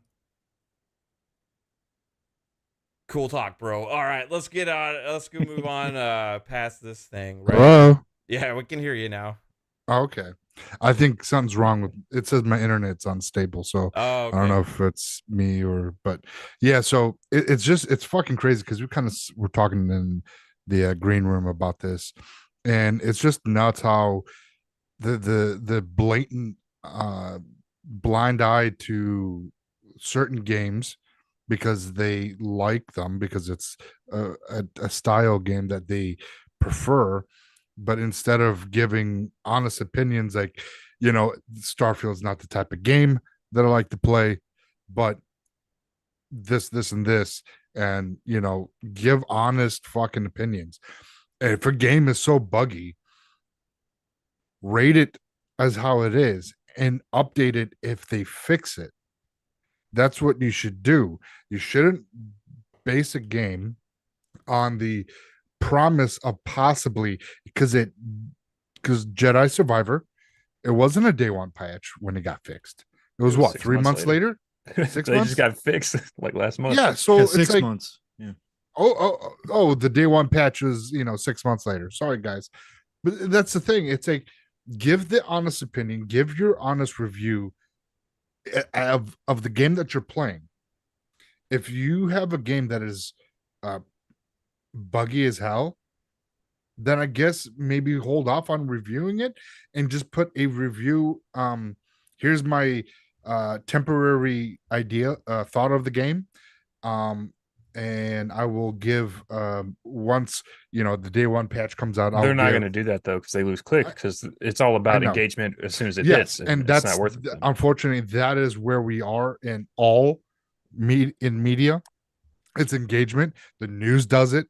It's all journalists. It's just driving to get a paycheck, and they don't care if it hurts the hundreds and possibly thousands of people that worked hard on a game to give for us to enjoy, and they're just shitting on it so they can get a paycheck because they think it's funny, or they're trying to get they're trying to get back at somebody because they acquired one of your favorite studios because your panties are fucking riding up your ass. But you know exactly what I'm talking about. yeah, Psycho, yeah. Speak But on. yeah. So what I'm just trying to say is that there's a media bias in this fucking industry, and it's just it sucks that we get good games shitted on, and games that don't get shit on get a pass. And it just, this cycle kind of needs to stop, because at the end of the day, when games that come into for the Xbox, when they come into Game Pass and people are able to experience the game and they're like, holy shit, this is nothing like what they were saying, they would then realize that they're full of shit and what they're talking about means nothing, and they will lose their credibility within the, at least I think, the casual market. But yeah, one day. Oh man, there's I just saw, every time I go to Twitter I just see more clips of of Spider-Man bugs, dude. It's just all I see, and I mean it's a thing, right? This is the game's got some issues. Like Steele said in the chat, Steele said it earlier when he first popped in too. Shout out to brother. But he said that some people are trying to break the game, so there's some of those bugs, but there are some just every kind of gameplay bugs, like legit, like just people are just playing the game and it's just like background shit's going on, NPCs not doing anything, enemies not fighting, like there's both there's a lot, like it's not just a couple people, it's a lot from a lot. Some people even outside of our normal community too that are posting them that are saying, yeah, this just happened to me, what's going on here, like this is crazy. And it's all over the place, it's not focused on one thing. Like there's a lot of I got Sony's narrative for this. If you're a pony out there, listen up, this is what you do to twist it. Spider-Man sold 100 million plus copies. That's why you're seeing so many bugs out there, because it's so popular. Because it's so popular. Yeah, what it is. I prefer your It's Mysterio causing issues. Let's just chalk it up yet again. I mean, again, it's 2023. We've seen this. We've been through this. That this is where we're at. We got past the point of ever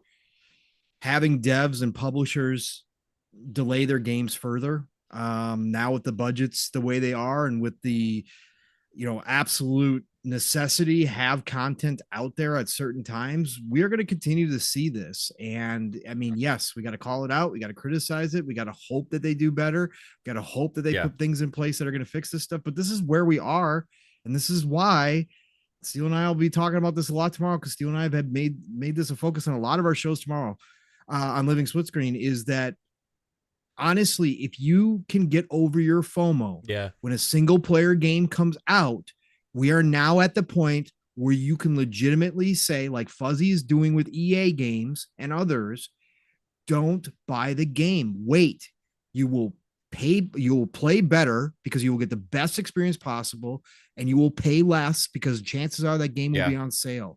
There's a win-win situation. Now, for the people who say, yeah, but I don't want to be spoiled, the story is really important to me, I get you, and you're going to have to weigh those two options.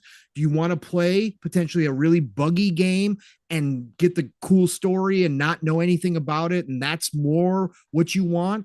Or can you say to yourself, well, I'd rather play the game in the best light possible, the best experience possible, even if I take the chance that the story's spoiled for me, but my experience still will be the best. Like, that's what you're going to have to weigh in those cases. But otherwise, stop buying games day one. It's also not that hard to avoid spoilers if you try. Like, it's not. And I never see spoilers on shit, be honest with you. The thing, I go seek them out, so I see them all the time, but again, they don't bother me, so I don't give a shit. But yeah, you do. I mean, there are some people that spread them, and there are people that will catch you off guard where they'll talk about something seemingly innocent, but I just mean, like, if you cared like about that, like if you second you see Spider-Man, just scroll up, keep scrolling. There's just some people that do post boss fights early on, and some, and some people that really affects. Again, for me, I could give two shits. I don't care. But for those that are out there, if you can't wait, you're gonna have to judge that for yourself. Like Steele always says, know who you are as a gamer and stand on that square. And again, if these bugs in Spider-Man, I'd be laughing. I'd still be playing. Bugs don't bother me. That's who I am as a gamer. I don't care. But you just got to learn this right now. Single player games, especially. Multiplayer games are harder because you want to get them at their peak. And generally speaking, that's early. Single player experiences, there's no reason to buy day one these days, unless it's absolutely something you need. And they've already come out and said New Game Plus is going to be later this year. So correct. Yeah. And the thing is that with Spider-Man, that Sony, they probably knew that this game was in this state, and they could not delay it any longer, because then they would have no games in 2023. And imagine that fucking narrative. Well, they had to get it in for the Game Awards. Other than that, they got to get delayed. No, I don't think it even was able to make it, I believe. Or is it at that deadline?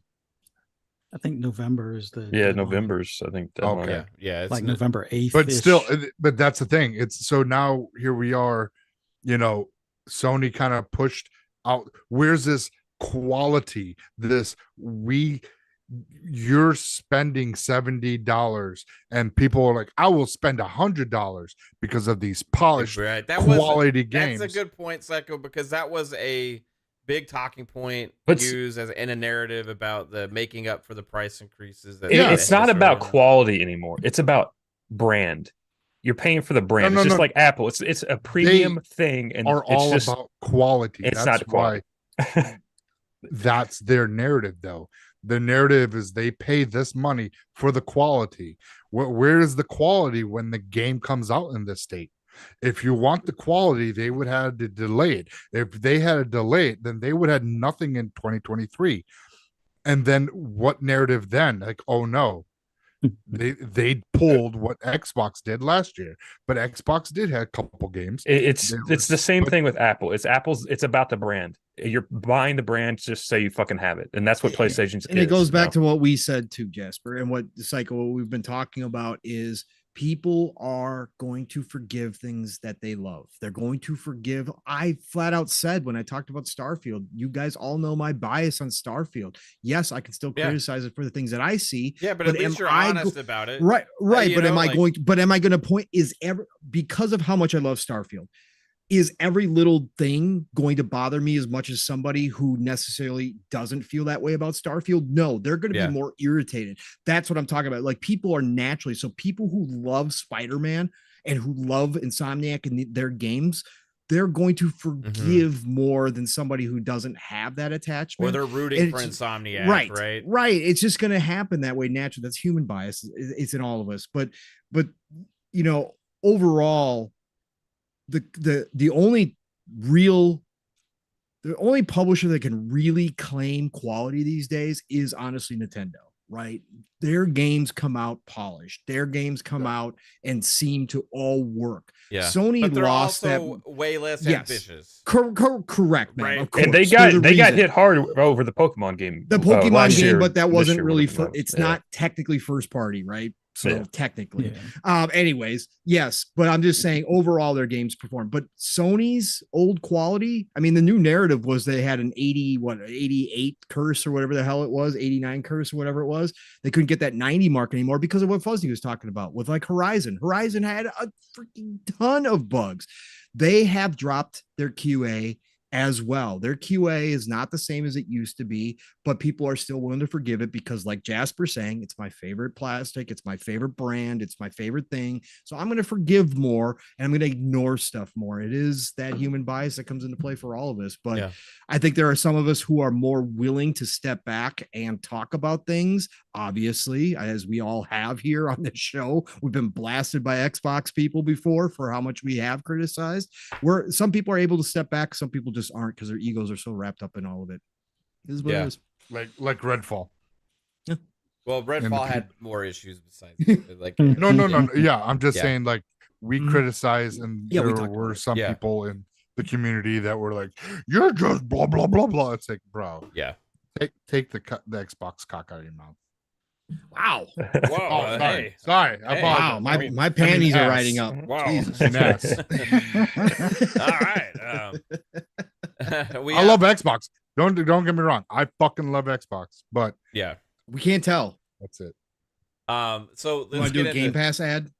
You like that? We'll get into that soon because that's going to be our next topic. But we got a couple super chats to get to. Spartan661 hit us with the $2. Says, "LOL, all Activision games showing Microsoft or Xbox logos," and his follow up to his updates for the Activision games. Yeah, it'd be interesting if we start seeing those in COD. I don't know if we will or not. But on PlayStation, boot it up every time they launch Warzone to see the Xbox. Yeah.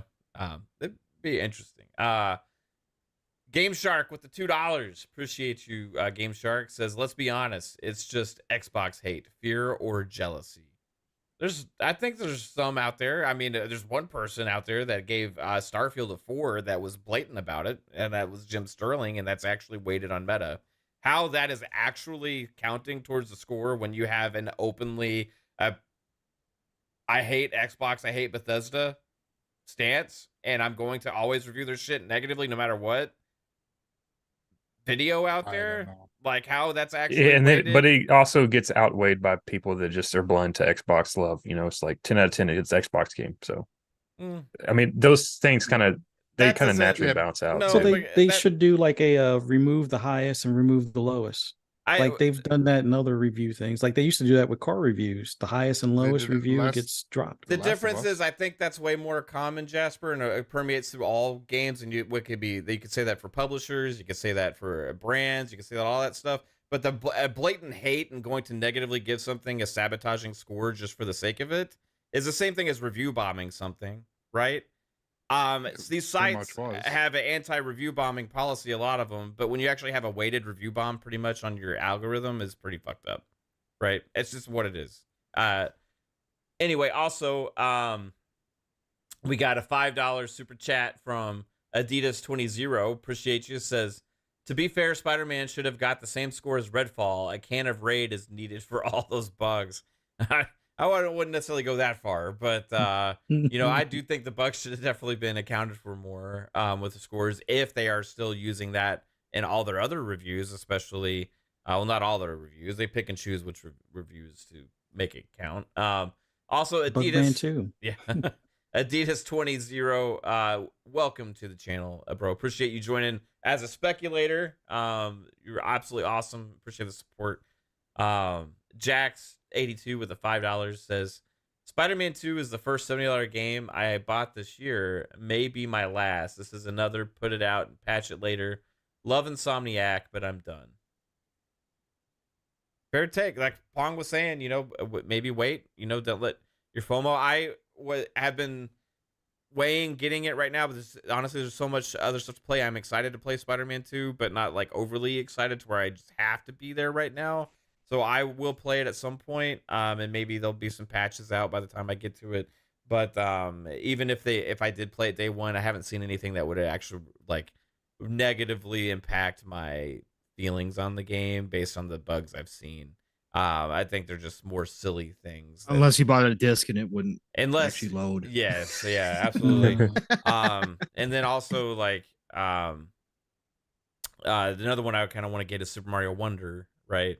So I'm probably more likely to get that sooner than later, but it's just about timing and being able to pick the time that I have to play games, and got to pick and choose. And it sucks me having to pick and choose, man, right now. It really does, because there's too much good shit.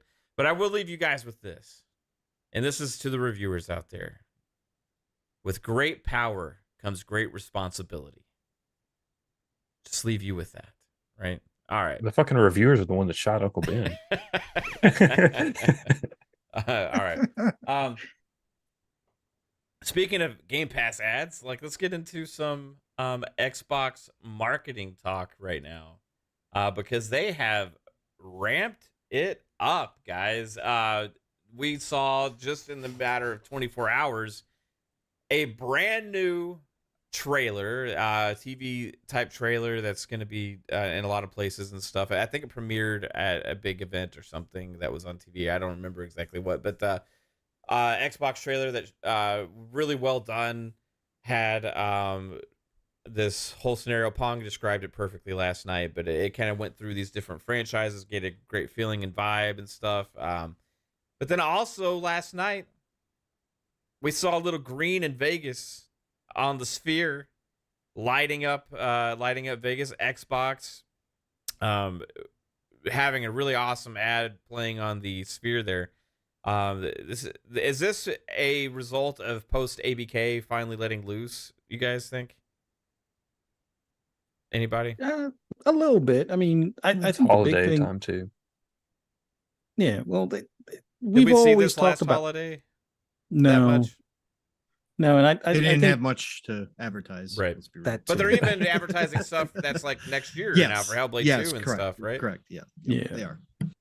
Well, Yes. we've always talked about having them ramp up their advertising, and now that they're actually doing it, I mean, we talked about having stuff on buses and trains, and they started doing that more. So they started actually with Redfall, but Starfield had a lot of stuff on different vehicles and things, and now they're doing the same, across the board as far as like advertising in Vegas, advertising during sporting events. These commercials that they have where it's showing more of the titles that are like the go-tos now that are in Game Pass or will be soon in Game Pass kind of thing. So it's what we've kind of asked for, and now they have, the hard part, part of the hard part behind them as far as playing coy before getting ABK. Now they can, release the dogs kind of thing and go from there. Yeah. I don't know how true this is, but I saw that people were saying like to advertise on the Vegas Sphere, it's like $450 million. Like $400,000 a day. Oh, is it? Yeah, that's what I saw it. There's like $400,000 a day for an ad. Can you imagine if it was $450 million? Yeah, I think I misspoke there, but yeah, that would profit on it. They'd be like $1 trillion a year. It'd be sweet. But yeah, they've kind of let loose a little bit, I think. And I didn't see a lot of this last year. Now, they could have highlighted their huge 2023 lineup that they had last year with some of this stuff. But they really chose not to. We know they had Hi-Fi Rush in their back pocket also, which was a brand new IP from Bethesda, right? Side with Tango Gameworks. So I think they were purposefully holding stuff back from advertising last year. And then now that ABK is closed, immediately you have these things drop, right? Yeah. The week after. I mean, literally the week after. They've been waiting. You got to capitalize. You got to capitalize on the news cycle, right? You're capitalizing on the big news that everybody's been hearing. It's been across all the major sites and everything that even the masses, the casuals do read. So you capitalize on that. Your name has been now out there in a it's good even normal way. News, like right. But this acquisition's so big, Jasper, right? And that's what I'm saying. It's like even been on normal news. So right, been on normal news, right? Yeah. Business and everything else. So now you're capitalizing on that with an advertising, setup rolling into the holidays, which is going to be a big holiday season for them. Next year will probably be even bigger, depending on what they can do with the ABK titles at that point. But you start that hype train again that we talked about like last night, Mav, where it seemingly in 2021 they were rolling, and then the ABK deal got, that got announced, and everything came to a halt with this big giant anchor of ABK, and now it's off, and now you're back out there again. Now people are hearing about Xbox, and oh my God, they own Activision, they own Blizzard, they own all these franchises. So now you just ramp it up, and you just keep ramping it up, because now on top of it, internally, the vision that you had, however far it is, for the short term, for the long term, of why ABK was so important, now it's full go. You saw the goals that we heard and saw the goals they have internally for Game Pass, where they want to be in the next 5-10 years. You got to, this is it. You just spent $70 billion. You're not going to spend $70 billion and be quiet anymore. You are now making that push. And next year it's going to be mobile, as they, hopefully get their store launched and they go up against Google and Apple. So yeah, this is now Microsoft they were already committed, obviously, but this deal cemented everything. We've talked about it time and time again, what this ABK deal meant to Microsoft as a corporation, and of course to Xbox. But now this is it. You are in full press mode. You need to hit those numbers. You want to hit those numbers. So you got to do what you got to do to get there. You just spent $70 billion. What's, $400,000 in the sphere, right? You're going to push. And the advertising itself, as we talked about last night, Mav, was all about nostalgia. It brought back, and rightfully so, a lot of people called this out, because I thought of it right away when I first saw it, the 360 days when they did these live action trailers more. It brought those feels with the current they even had a lineup of 360 in games. the ad. They had Black Ops. They had her as a kid playing Black Ops in the advertisement. That's all psychological. It hit me right away seeing that. And it, like I said last night on PM the PM, it just brings back the memories of what gaming means. People can say all the time, well, I just rather see gameplay. Just show me games, advertise me games. We don't need this live action stuff. There's a lot of people that it hits that same way. That trailer really felt like gaming encapsulated, and it showed us what we're going to be playing now and what we're going to be playing in the near future for Xbox. And it really brought that, as Mav and I pointed out last night, her getting the message on the phone. Yeah. That's purposeful. That's community that Xbox is known for. That's the communication that they've done with Xbox Correct. Live that you just don't get, or you get in other places, but it's not used to that degree. Nobody thinks of a PlayStation app or hopping into, that kind of community. PlayStation is more known for their single player experiences. Xbox is the community. That the biggest identifier differentiator you think for the Xbox brand is like the online like community is just so that strong. and the style of games too, right? Yeah. The diversity of games in the first place. Yes, I would say the online infrastructure used to be, but I feel like with the Xbox One generation that really kind of took a downturn, and like now I think more people kind of focus on and more people focus now on like Discord and stuff like that as for but it online. is coming back. It's still there, and it's coming. Yeah, and that's what I talked about last night too, Psycho. And real quick, I'll let you jump in, Psycho, because I know you want to jump in too. Last night too, it's so integrated now in how we communicate through Xbox that we don't think about it. But I was telling Matt, it was funny because when he was talking about this, I just told a short story where I was at work the other night, and I've got my Xbox app linked on my work PC, right? And so I get a notification, Mav invited you to a party, right? While I'm working, right? And it's just second nature, right? I pull up the Xbox app, go to chat and say, hey, still at work, but I'll be on later. You up for some Diablo 4? It's just so integrated now. But that commercial moment where they showed that's an identifier for those of us who have gamed in the Xbox ecosystem, where we can relate even more so to her in that commercial when she gets that message, because she smiled when she got that message. Yeah, and when Mav messaged me, I smiled at my PC. Yeah.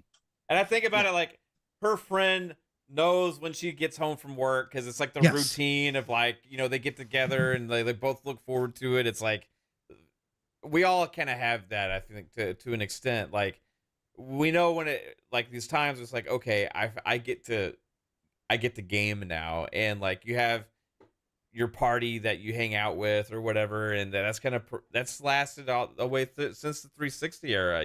Like I had guys I was playing Halo with forever that I know for like since Halo 2 came out, like, and we're all different people now. We all grown up, have families and all this stuff, but like, just sitting in those party chats for so long, and you all kind of like know each other's schedules and like become lifelong friends and stuff. And it's like, it's just a very special thing that's like unique within Xbox that I don't feel like other gaming brands really. You may have like some games that have that within themselves, right? Yeah. But like as a whole, like platform.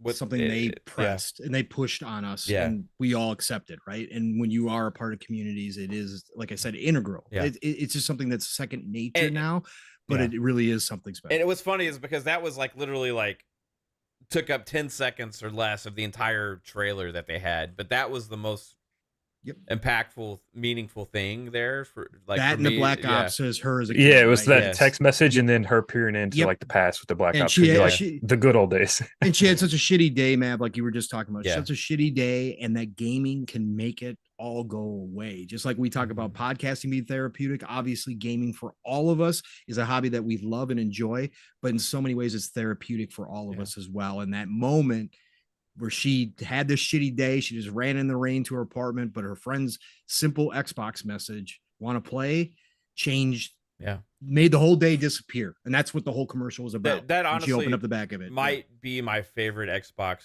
commercial they've ever had. It's one of them, Like for a brand, I mean, there's certain games that have great ones. Like, you have the Gears Mad World trailer, you had your Halo 3 trailers and stuff like that. But like as for Xbox as a whole, you had your whole jump in stuff back in the day and all this. This one trailer just was really like it was nostalgic. It was relatable. You know what I mean? A lot of nostalgic points. Yeah. And I was gonna say the thing with that that I loved about this trailer and what they're doing is that they're 2020, 2021 was like the strong push by Xbox at the beginning of this generation, showing flexing their muscle, saying, hey, we're here and we're fighting and we're not backing down no more. 2022 took a hit because they didn't have anything, so they were quiet, and PlayStation kind of jumped on that. the media kind of jump on that, but them going back to Power Your Dreams messaging from the beginning of the generation kind of tells you, hey, we didn't stop our vision for where we want Xbox. It's just there was a speed bump. We got over the speed bump, and now we're ABK is behind us, and we're going with 2 feet in front of us and running, and with this marketing. So it's just it's amazing to see the, you know, literally the weekend they had TwitchCon, they did the Nevada Sphere with the Xbox marketing. That was very strategic. I think that there were a lot of people there, and we saw a lot of people posting, holy shit, look, the Sphere is an Xbox symbol. And how many of us, when we saw that, have always said that is the perfect Xbox logo, like advertisement logo, like that Xbox needs to advertise. And guess what? They finished their ABK with everything, and then boom, here we are getting advertisements for that. They dropped the trailer, and they're just going forward now. And you got so many great games looking forward. So much great stuff came out this year, regardless of what, you know, media said. But we have so many great games to look forward to in the future, and what's to come, we don't know yet. But when you listen to Phil Spencer with all these podcasts that he does, all these interviews, he has this smirk like you guys haven't seen shit yet. What's coming out of this pipeline that I'm hoping that we can execute is amazing, and gamers should be excited regardless of what side you're on, because this will push Sony to do better, and this will then have the days of really the PS3 and the Xbox 360, where it was the height of console gaming, you know. And with the whole like the communication thing we were talking about, you know, like 360, I mean, that was such a huge thing with the community, able to interact with everyone. And Sony didn't have chat until the PS4 came out, and even then it wasn't that great. But because the lack of how a lot of people, you know, did not pick up an Xbox One, you know, it was still there. But now how Xbox integrated Discord and Xbox chat with your phone, with your PC, now, like, you know, like I see, like if I'm on my phone and I see a notification from you guys, like I'll say, you want to, you know, party chat, I'm like, oh shit, hell yeah, let's go. I'll jump on, you know, because for some reason I'm not getting notifications on the Xbox. But it just, that's like the sort of things that you don't see on the other side. You don't see that community, because it's all that single player experience, because that's what they're known for. And they don't have that community where Xbox is known for their multiplayer. You know, you got the Halos, yeah, even though they do, you have Call of Duty, but you still don't have that community aspect, because there's not enough of the infrastructure on the PlayStation side that kind of pushes that. You know, they're not pushing that sense of community as Xbox does. I mean, Xbox, even, you know, they're people in that are head of Xbox, they're such on the ground level with the community interacting. I mean, and freaking Aaron Greenberg liked my one comment. I was like, damn, that's amazing about that the Sphere. I mean, you don't see that. You don't see like Mark Cerny. You don't see Jim Ryan. Well, he's no longer there, but you don't see Herman Holtz. You don't see Yoshida. Well, Yoshida kind of does from time to time, but that's about it. Out of the whole company, it's Yoshida is the only guy that once in a while he'll interact with the community, unless it's like Insomniac trying to interact with, you know, with some stuff, and or Neil, trying to get in a pissing match with community members and stuff like that. But outside of that, you don't get that sense of community as Xbox does, and that's why it's so special, and that's why this commercial hits all those feelings and the nostalgic. Yeah. Yeah. I think his internet like kind of Either that or Matt crapped just out. What? Did it die again? Yeah, Yeah, it your died, internet. The last thing I Yeah. heard was nostalgia, Sorry. but yeah, It's nostalgic. yeah, I get it, man. It's 100% agree. KT the Goat made a comment. It says, "That's why I love Xbox. As a former PlayStation player, the games they make have communities. The games I played on PlayStation were just talking to people about the games. Xbox games are shared experiences, right?" And I do feel like in general, gaming is a social experience where you're playing a single player games or whatever, and you do have those shared conversations and stuff. But like the Xbox thing is just on another level with the community, and that's one of the reasons I think the community is so tight knit. It's kind of online too. It's kind of spread out into social media now, and people are connecting and finding other people to play with that way as well. Through the Xbox community, I know It's so connected. You got to appear offline. sometimes a little too much, right? But yeah, it's amazing though. Like we put our gamer tags out there, and you can follow people and you can interact. They have this whole social media kind of aspect. I see sometimes I'll like Fuzzy will like a clip I have or an achievement or something like that. He's the only one I know that likes stuff. There's a couple now that do it, and I'm like, oh, that's cool. I never really used that feature too much, but it's just a cool thing. It makes me smile when you see it happen, right? It's like, it's awesome. Anyway, moving on from that, Hellblade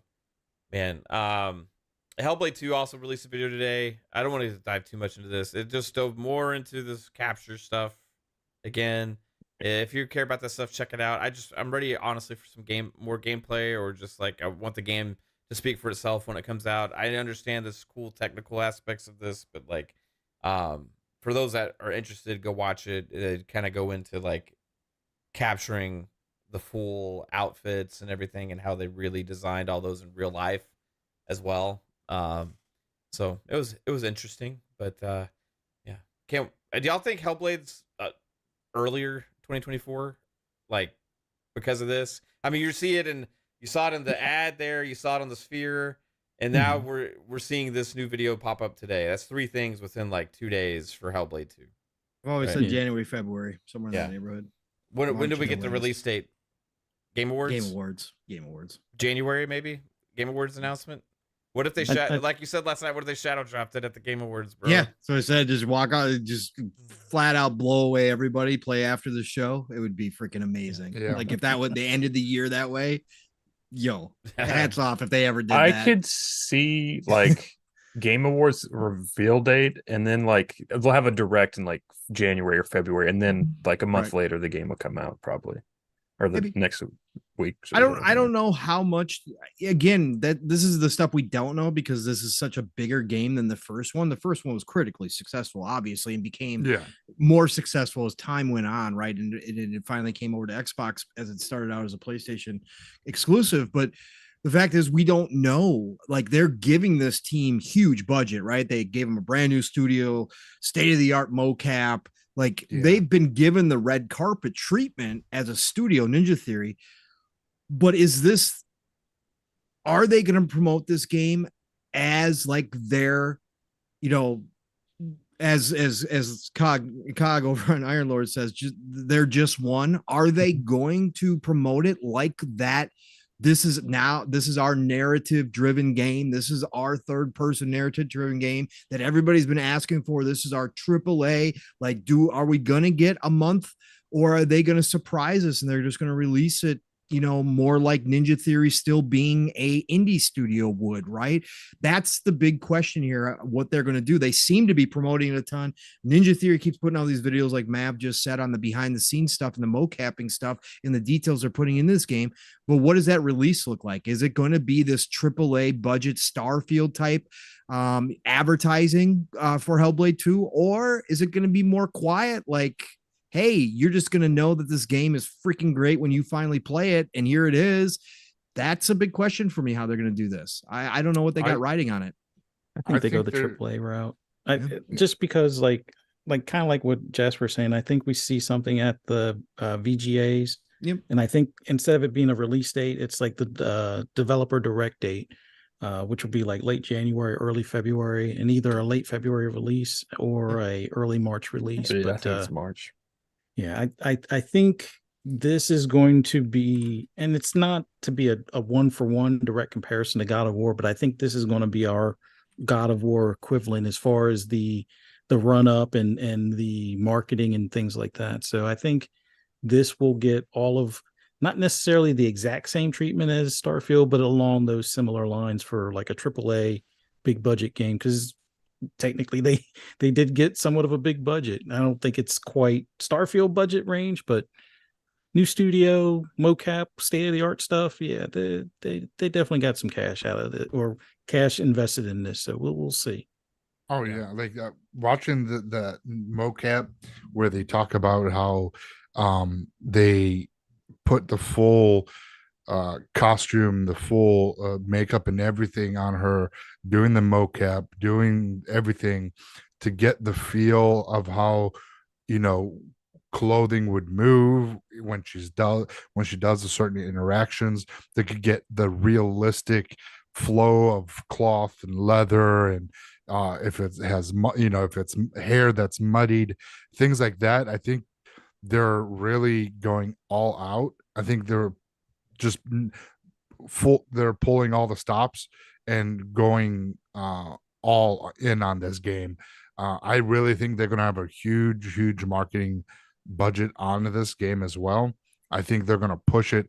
We'll get, like you said, Fuzzy, we'll get a Xbox Direct at the VGA and a date, and then we'll get probably like mid January, and then we'll get a release date, possibly maybe like late March for a release date. And I really think that this game is going to wow a lot of people, because a lot of the captures that they showed was in-game footage, or in engine, I should say, in engine, and it just looks fucking crazy. Like the fabric, all the textures that you saw, and they're just really they've the production that they've put into this game has been so long. I think they're not gonna just chintz it, and I think they're really gonna really knock it out of the park when this game comes out. Yeah. I told Elvin in the chat, if I was betting, I'd bet with that side for sure. It's just a little curious because Hellblade 2 is one of those titles that doesn't fit stereotypically with Xbox, right? It is a new kind of market for them with this game on the narrative, really heavy focus side of it. And, again, people have been critical of their trailers and how they haven't shown any action gameplay yet. So, it's just, I'm just interested to see how Xbox is going to handle Ninja Theory's first bigger title out there, right? That's what I'm curious about. Yeah. And I think it's also one of those games where it's like it can be tricky to capture good gameplay that comes across in a trailer. So that may be an issue why they're like kind of not giving us as much gameplay right now, just because it can make it look weird and not as interesting. I think it's really interesting. There was a couple of videos that I just discovered, because I didn't see it, and these I think came out last year, I believe, but it's like the psychological aspect of the game and how realistic, and they actually worked with not physicians, psychiatrists and doctors in the field on psychosis and people with split personalities and schizophrenia and things like that. They're really going all in, like getting like realistic data and really like immerse I almost called it Aloy, Senua. Senua, really show like her internal struggle, and we'll see like the difference of what battles she's won internally from the first game to the second game, as kind of see her as a almost like a general or a leader within their tribe. And really, because we saw that one scene with the troll, so it seems like she's the leader or the general of their people. So I think it's just really, really going to be a touching game, and it's going to be like very riveting in how like crazy accurate like this like the voices that you hear, because in the first game it was nuts, especially when they did the 4K 60 update, and the really popped, the sound really popped with the Dolby Atmos, and like it really amplified it. And now they're using state of the art equipment, and it's going to be even more realistic, and it's going to be a point where people are going to be like, holy shit, I can't play this game that long because it really fucks with my head, and I gotta play it in sections, because I mean that's what I'm gonna feel like. People are gonna be like, they're gonna be blown away by how good this game and how detailed Ninja Theory really put time in. And I think this game is going to be one of those surprise hits that no one thought it was going to be. Yeah. We'll have to wait and see how it pans out, but I think Hellblade 2 is going to be a very I was hoping highly Avowed would game. come out first. Yeah, I think Avowed may be the holiday game. Yeah, or I was thinking maybe the May game or something like that. May to June. Was South of Midnight slated for next year? Or it didn't have a date. Okay. No. Yeah. No, All right. we've talked about this map, right? Yeah. We think it's Hellblade 2, Avowed, right? Possibly Contraband, and then We know they got Towerborn and Flight Sim. Towerborn, Flight Sim, and then there's some of us who think Clockwork Revolution is going to be the holiday game. That's where I think Clockwork Revolution is the holiday game. I really do. Alvin hit us with $5. Says, remember, they aren't changing genres. Even with fleshed out combat, it's still Hellblade. Some online expecting God of War comparisons are just trolling. Yeah, it ain't gonna be. I think it's gonna be another Hellblade game that really pushes and advances Hellblade forward. But like, and I'm all for that. The first game was a special game, right? So I can't wait to try it. There's only one last little thing I want to get to, guys. And we won't spend a lot of time on this, but there was this. I don't want to address necessarily this rumor specifically and talk too much about this, but there was this crazy Xbox rumor that came from a random account on Reddit that just made the one post or whatever. But it did get me thinking, right? So this one rumor, and this rumor honestly means nothing, okay? But the rumor was that Xbox is going to buy, or they've already negotiated and they're going to announce the deal next month or whatever, that they've acquired all the Paramount IP rights for globally, right? So not necessarily buying Paramount, but acquiring the IP rights for games and whatever, right? So it just got me thinking about this aspect, because that was such an off-the-wall random rumor that popped up and people were starting to share it. But would that be a good idea for them to do something like that with a company like Xbox? Or do you think that's really not something that they need? Because I feel like, because we can get more Star Trek games. That's the only reason. Well, not just Paramount, but like you look at it with any of these companies, but like buying the IP, like going out and buying IPs without buying the stuff behind it, right? And it's not really their style. All right. Like, is that something that you think like? The only reason I could think is now that they have Activision Blizzard, right?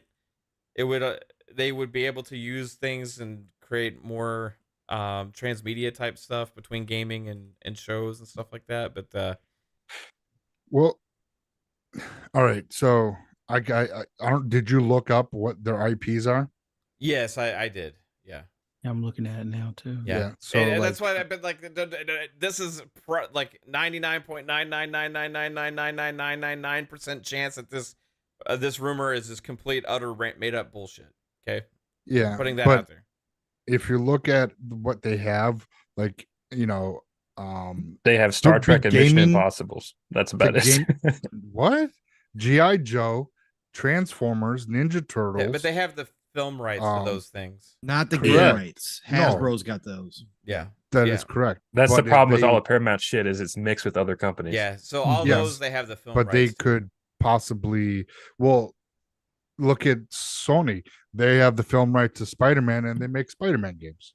So Yeah, but that's where- because of a separate deal that they made with That's because Insomniac. they- It has nothing to why? do with the. Yeah, I understand that, but that also means that they could do the same thing with. But they could do what that they could do now. here. And that, Yeah. yeah. They don't need That's to what I'm own, saying. but they don't need to own the movie rights to. They would just go to Transformers. Hasbro if they wanted to make Right. a Transformers thing instead of buying Paramount's movie Yeah. IP rights.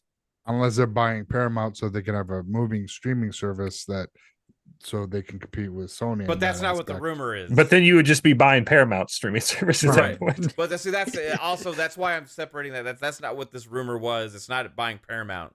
It's buying the IP rights, right, for their products, for like use of like gaming and stuff, right? Like, and presumably they could do their own streaming service as well and use those same IPs. Because it said globally. I don't know if that means movies and TV shows as well. Which wouldn't make any damn sense for Paramount to do. Just all of a sudden give up all of your stuff that makes yourself special to a potential competitor that has more money than you. Like, yeah, that doesn't make a lot of sense business wise. So the rumor didn't make a lot of sense. It should be like, if there was a rumor, it should be like Microsoft buying Paramount, right? That would make more sense feasibly as a potential rumor. But like, it did get me thinking about buying IPs for the sake of gaming, right? Would that be interesting? Now, the ones you mentioned, Psycho would be awesome. It's just that Paramount doesn't have those for games, right? They have those specifically only for movies, right? Yeah, because they got The Crow and Friday the 13th. It says they have Iron Man, Indiana Jones. That's just for movies also, right? I know, but Yeah. I'm just saying that Yeah. they already got The game only rights thing for I Indiana could think Jones. of would be is if they plan on giving it like as a Game Pass perk every month. They're like, here's all the Mission Impossible movies for a Game Pass perk, something like that. That's the only Yeah. thing that makes sense. But Yeah. Maybe that's what it is. That- Maybe that's what they're thinking, that they bought the rights. Maybe they just did a deal so they can bring the movies to Game Pass. Because you see, there a lot of movies right now have Game Pass sales on them. Mhm. So it could be something along there, but wherever this person probably saw it, maybe is mixing the messages, or he's getting things. He thinks that they're buying the IPs. Okay, so versus to that just- aspect, what if to buying that to add movie content to add to your subscription within Game Pass or something like that? Yeah. Would- yeah, but it wouldn't be like a streaming thing. I think it would be more like you A get it perk. for this month, and then it's like next month we'll do like a different franchise. As a perk, you redeem it, you can watch it this month, and then so it wouldn't be like the entire Paramount catalog, because then that would take away Paramount's position. So it would have to be like a limited time thing that continues to cycle out. Yeah, they have a 1 month, for the month of whatever, you could watch this movie Right. So or something. who owns the official complete rights to Ninja Turtles? Because I see, Nickelodeon. okay, so but what about the toys? I think maybe that's the animated that because Nickelodeon. I know Paramount just last year bought the rights to stream Ninja Turtle stuff. So I know Don't I know. know the Paramount owns Nickelodeon, right? So Yeah. so that's within there, okay? But then Nickelodeon doesn't make their own toys, right? They own like Hasbro.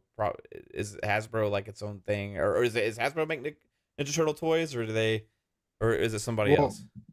I think it might be somebody else, but I think think it's it just might licensed be. by Nickelodeon. Yeah, it might be a license thing. Right. Like any toy manufacturer, they just got a license. Okay, what it looks like is they had the rights to the older Ninja Turtle, not the newer Ninja Okay. Turtle stuff. So- So the stuff that was back in the 90s that we grew up on was Paramount, and then now the stuff is Nickelodeon. Right. So with like the a Michael Bay. it says Nickelodeon on the box on a new Ninja Turtle toy, right? So I'm So guessing that's- Paramount and Nickelodeon have complete control over the Ninja Turtle brand, right? So that would be cool. You could get Ninja Turtle games. I would celebrate that, right? I think Anyway. this is just more so like a partnership, kind of along the lines of like Perks, and some of it also relates to gaming. Like for Top Gun, for example, Top Gun stuff came to Flight Sim, and there was at one point a like a free rental of the newest movie or Yep. something along those lines. So Yeah. I think it's to kind of do some of that transmedia stuff, but it's going to tie in relation to the game. So if next year, if Indiana Jones is ready, then we'll Or probably like- be able to also get like the trilogy or something like that, as far as like a month rental or something like that, or Fuck the two buy new movies. the Just get the premium original edition three. and get type of thing. So I think that's all it is when it comes to Paramount. I know they I mean, so you are- actually think this is a possibility that this rumor is true, or like? I think some of it is stuff they've already kind of done. Like I know they've already done the Top Gun thing. I know that, it would make sense for the Indiana Jones thing to kind of do something similar where you get the free movie copy for the month or however many weeks when you get the game. And I could see them doing that with like Teenage Mutant Ninja Turtles, because they've had a couple of the Teenage Mutant Ninja Turtle games recently in Game Pass. So Mhm. I can see it as being like a perk. Same thing with SpongeBob. Although it'd probably make more sense to have the cartoons, but Yeah, SpongeBob Sea of Thieves crossover. That would make sense. that would be kind of cool. Or Star Trek and Starfield Or- kind of thing. So Or G.I. Joe and Call of Duty. yeah, that But see, would then that's be- again where you're coming to like, if they don't own the game rights and they just own the film rights, can they make a character in a game? Because then that's going back to gaming related stuff. Like, I don't know how that would work. I think it's more so just to have like the additional perk stuff. So why just have the game license, have the additional license so you can do that as like cross promotion stuff, I think. I think that's where that to me makes the most sense. Or like, Perfect Dark and Mission Impossible have some sort of like crossover, but you get the Mission Impossible movies when you pre-order the game, like the ultimate copy. Oh, you get 5 days early and you get, the last Mission Impossible for like 2 weeks or something like that. Yeah, they could do the Cloverfield and Call of Duty. They did King Kong and Godzilla. Yeah. So they could do Cloverfield. By the Yeah. way, that new Kong game might have broken Gollum for the worst game release did. this year. Yeah. It did. I mean, It that's no did. surprise. No, it was only in a year development too. By the way, they came out wow. today. They A went year old development. Oof. Yeah, That's like smells like an old school license game yeah. stuff going on. Terrible. Maybe this is finally their move. Maybe they're going to move into more media sectors and they're going to start small. We always talked about WB Discovery as a whole, but maybe they just move on Paramount as a whole, right? Market cap about 7 billion. So they wind up paying probably 10, maybe somewhere in that neighborhood, maybe 9, somewhere in that neighborhood. A little bit bigger Yeah. than the ZeniMax There purchase. was It fun- wouldn't- There there was rumors about Netflix. Yeah, right? exactly. Yes. Yeah. And that's huge. I mean, that would be gigantic. Like that'd be ridiculous. And we all said that was ridiculous when they first popped up. But there are people outside of the gaming industry that are thinking, at least, that Microsoft will move into the entertainment industry, in the streaming industry, on that side, TVs and movies. So if you're gonna do that, why not start small? You just got over a big giant regulatory process.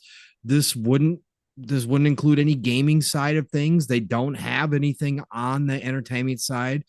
So if they're looking at Amazon still, if they're still looking at, Sony with their movie side of things, if they want to start moving in that direction, you start smaller. Paramount right now, with them being down, would be a place to start there.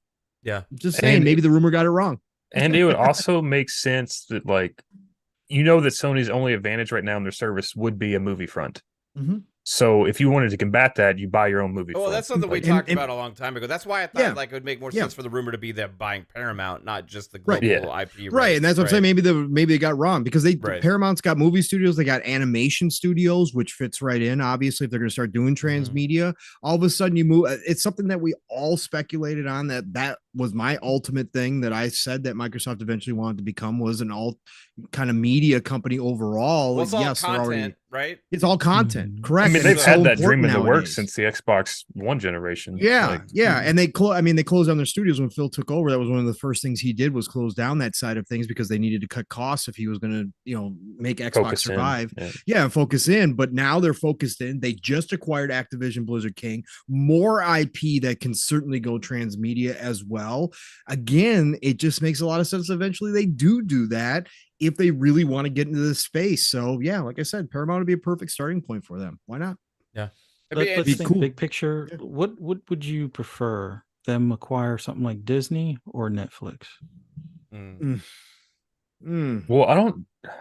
Netflix really has their IP's weird because like they don't own a lot of it, and the stuff they do own, it's not like Yeah. really translatable to gaming stuff. Netflix would be for the The subscriber platform. base, Yeah. the platform, the subscriber base, right? Because The you could platform, roll the all that subscribers. in. Oh my god! Yeah. And then But they you would say like have what a you want, supply and of I'll be like, I IP would rather have for Disney future IP shows too. Yes, because you would yes. have all that you can, Right. have them make the shows for. Disney, you're buying basically all the IP at that point.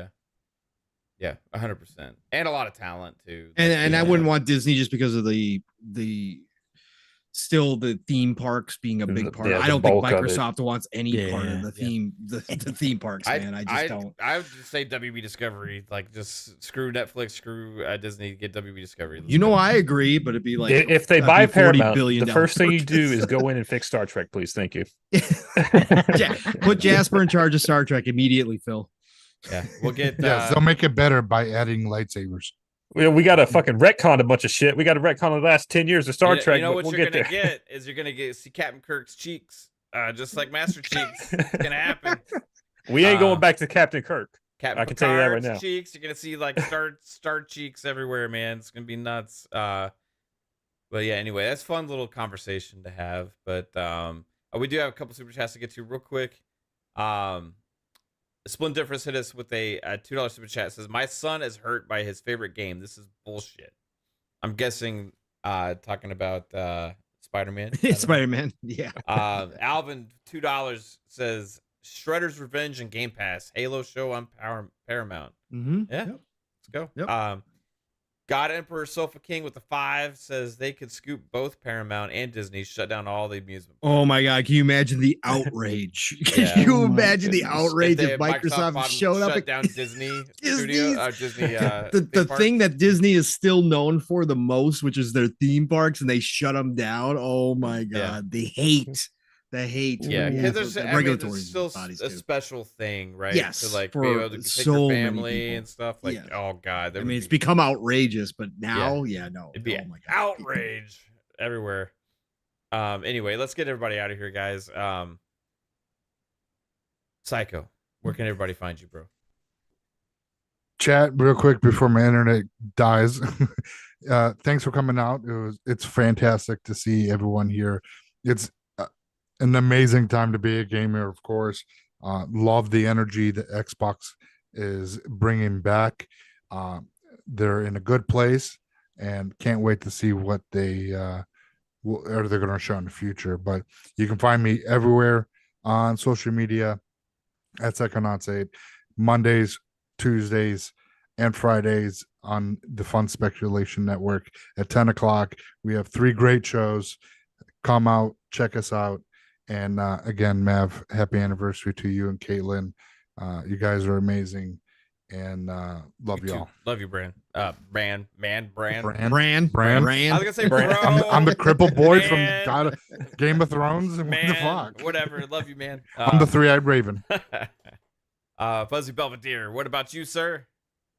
Oh, just want to thank you guys for having me on. Always awesome being on the show with you guys. Thanks to everybody in the chat for joining us. Oh, and congrats on your anniversary. Thank you, sir. Man, It's always special to be with the one you love. Congrats to you and Kate. That's awesome. Thanks. Man. For those that want to hear my rambles and rants on anything gaming, just where to follow me on the app formerly known as Twitter at fuzzy_Belvedere. Find me on YouTube, Fuzzy Belvedere. You can also see me, Pong, and PTK Blam tomorrow on the Shop Podcast, 9 p.m. Eastern Standard Time on PTK Blam's channel. And then see you guys hopefully here first thing, well, not first thing, but Monday night at 10 p.m. Eastern Standard Time for FSP. Hope to see you there. Thanks, Fuzz. Appreciate you, man. Jasper, where can everybody find you, sir? Yo, check it out. Lore Jasper, Twitter, Lore Master Jasper on YouTube, all that fun stuff. And then it's 10 o'clock right here on the Fun Speculation Network, Monday, Tuesday, and Friday with FSP, Fun Pop, and Xbox Ultimate. That's where I'm at. That's what I do. And have fun with math. Homework, Math. Yeah, I got to go help with that real quick because the deadline actually midnight. So anyway. Pong, Soul. Yes, sir. Where can people find you, sir? You just answered my question, by the way. Did you see Steel in the chat? He goes, Diablo. Yeah. You guys know the drill. It's been a fantastic night. Love you all. Thank you, chat. Lots of great conversation in there again. Some big topics tonight. Brothers, you all came with the great opinions tonight and a lot of good perspective on everything that's going on. And this is just going to continue to roll. This is our new norm now, I believe, where we're at. So everybody, you can find me, Pong Soul on X, formerly known as Twitter, Pong Soul on the Xbox tomorrow morning in just about 10 hours or so. You can find me on Living Split Screen with my brother from another Steel Rain, where we're going to have some big conversations as always, 3+ hours. Buckle up, be there. I know Saturday is now a big podcasting morning. Lots of cool shows on. Shout out to the Gaming Circle podcast, Asante, and of course, Everborn Saga. But show up. 2-tab it, 3-tab it, whatever you got to do, be there. Steel and I are going to be having fun tomorrow morning. And then otherwise, tomorrow night, as Fuzzy said, PTK Blam's channel is the place to be to end your Saturday night over on the Shop Podcast, PTK Blam, Fuzzy, myself. And tomorrow we have returning awesome guests. Always have a good time with this gentleman. Slow Mo Backslap is going to be on. So we're going to have some great talk there. 10 p.m. or 9 p.m. Eastern, 8 o'clock Central Time. And then, of course, next week it starts all over again. Tuesdays, it's Xbox Factor Podcast. It's Double Barrel Gaming. It's Mr. Boomstick, 12 p.m. Eastern, 11 o'clock Central Time. Don't miss those shows. And if you got to miss that one, guess what? Boom's got you covered because he goes 5 days a week. The man is a machine. Otherwise, Thursday, right back here for PM in the PM, Pong and Mav in the PM. Who knows what's going to come up next week, but Mav and I'll be talking about it every Thursday night, 7 p.m. Eastern, 6 o'clock Central Time. Otherwise, folks, it is the golden age of gaming. Please enjoy the rest of your weekend. Get out there, play what you love what you play. And I'm going to talk to you all real soon. Go ahead, Mav. Get us out of here, brother. Thank you, audio listeners, as well. Appreciate you all. Chat, you guys rock. And thank you for all the support you show to the channel and all of our shows here. And remember, if you do like the show, hit that like button, share it out, sub, a notification bell, all that stuff. We're sitting at 85 likes right now. So on the way out here, hit that like button. We'll see if we can get it to 100. Hope you have a fantastic night, guys. Take it easy. Go play some fucking games because they're amazing. Peace out.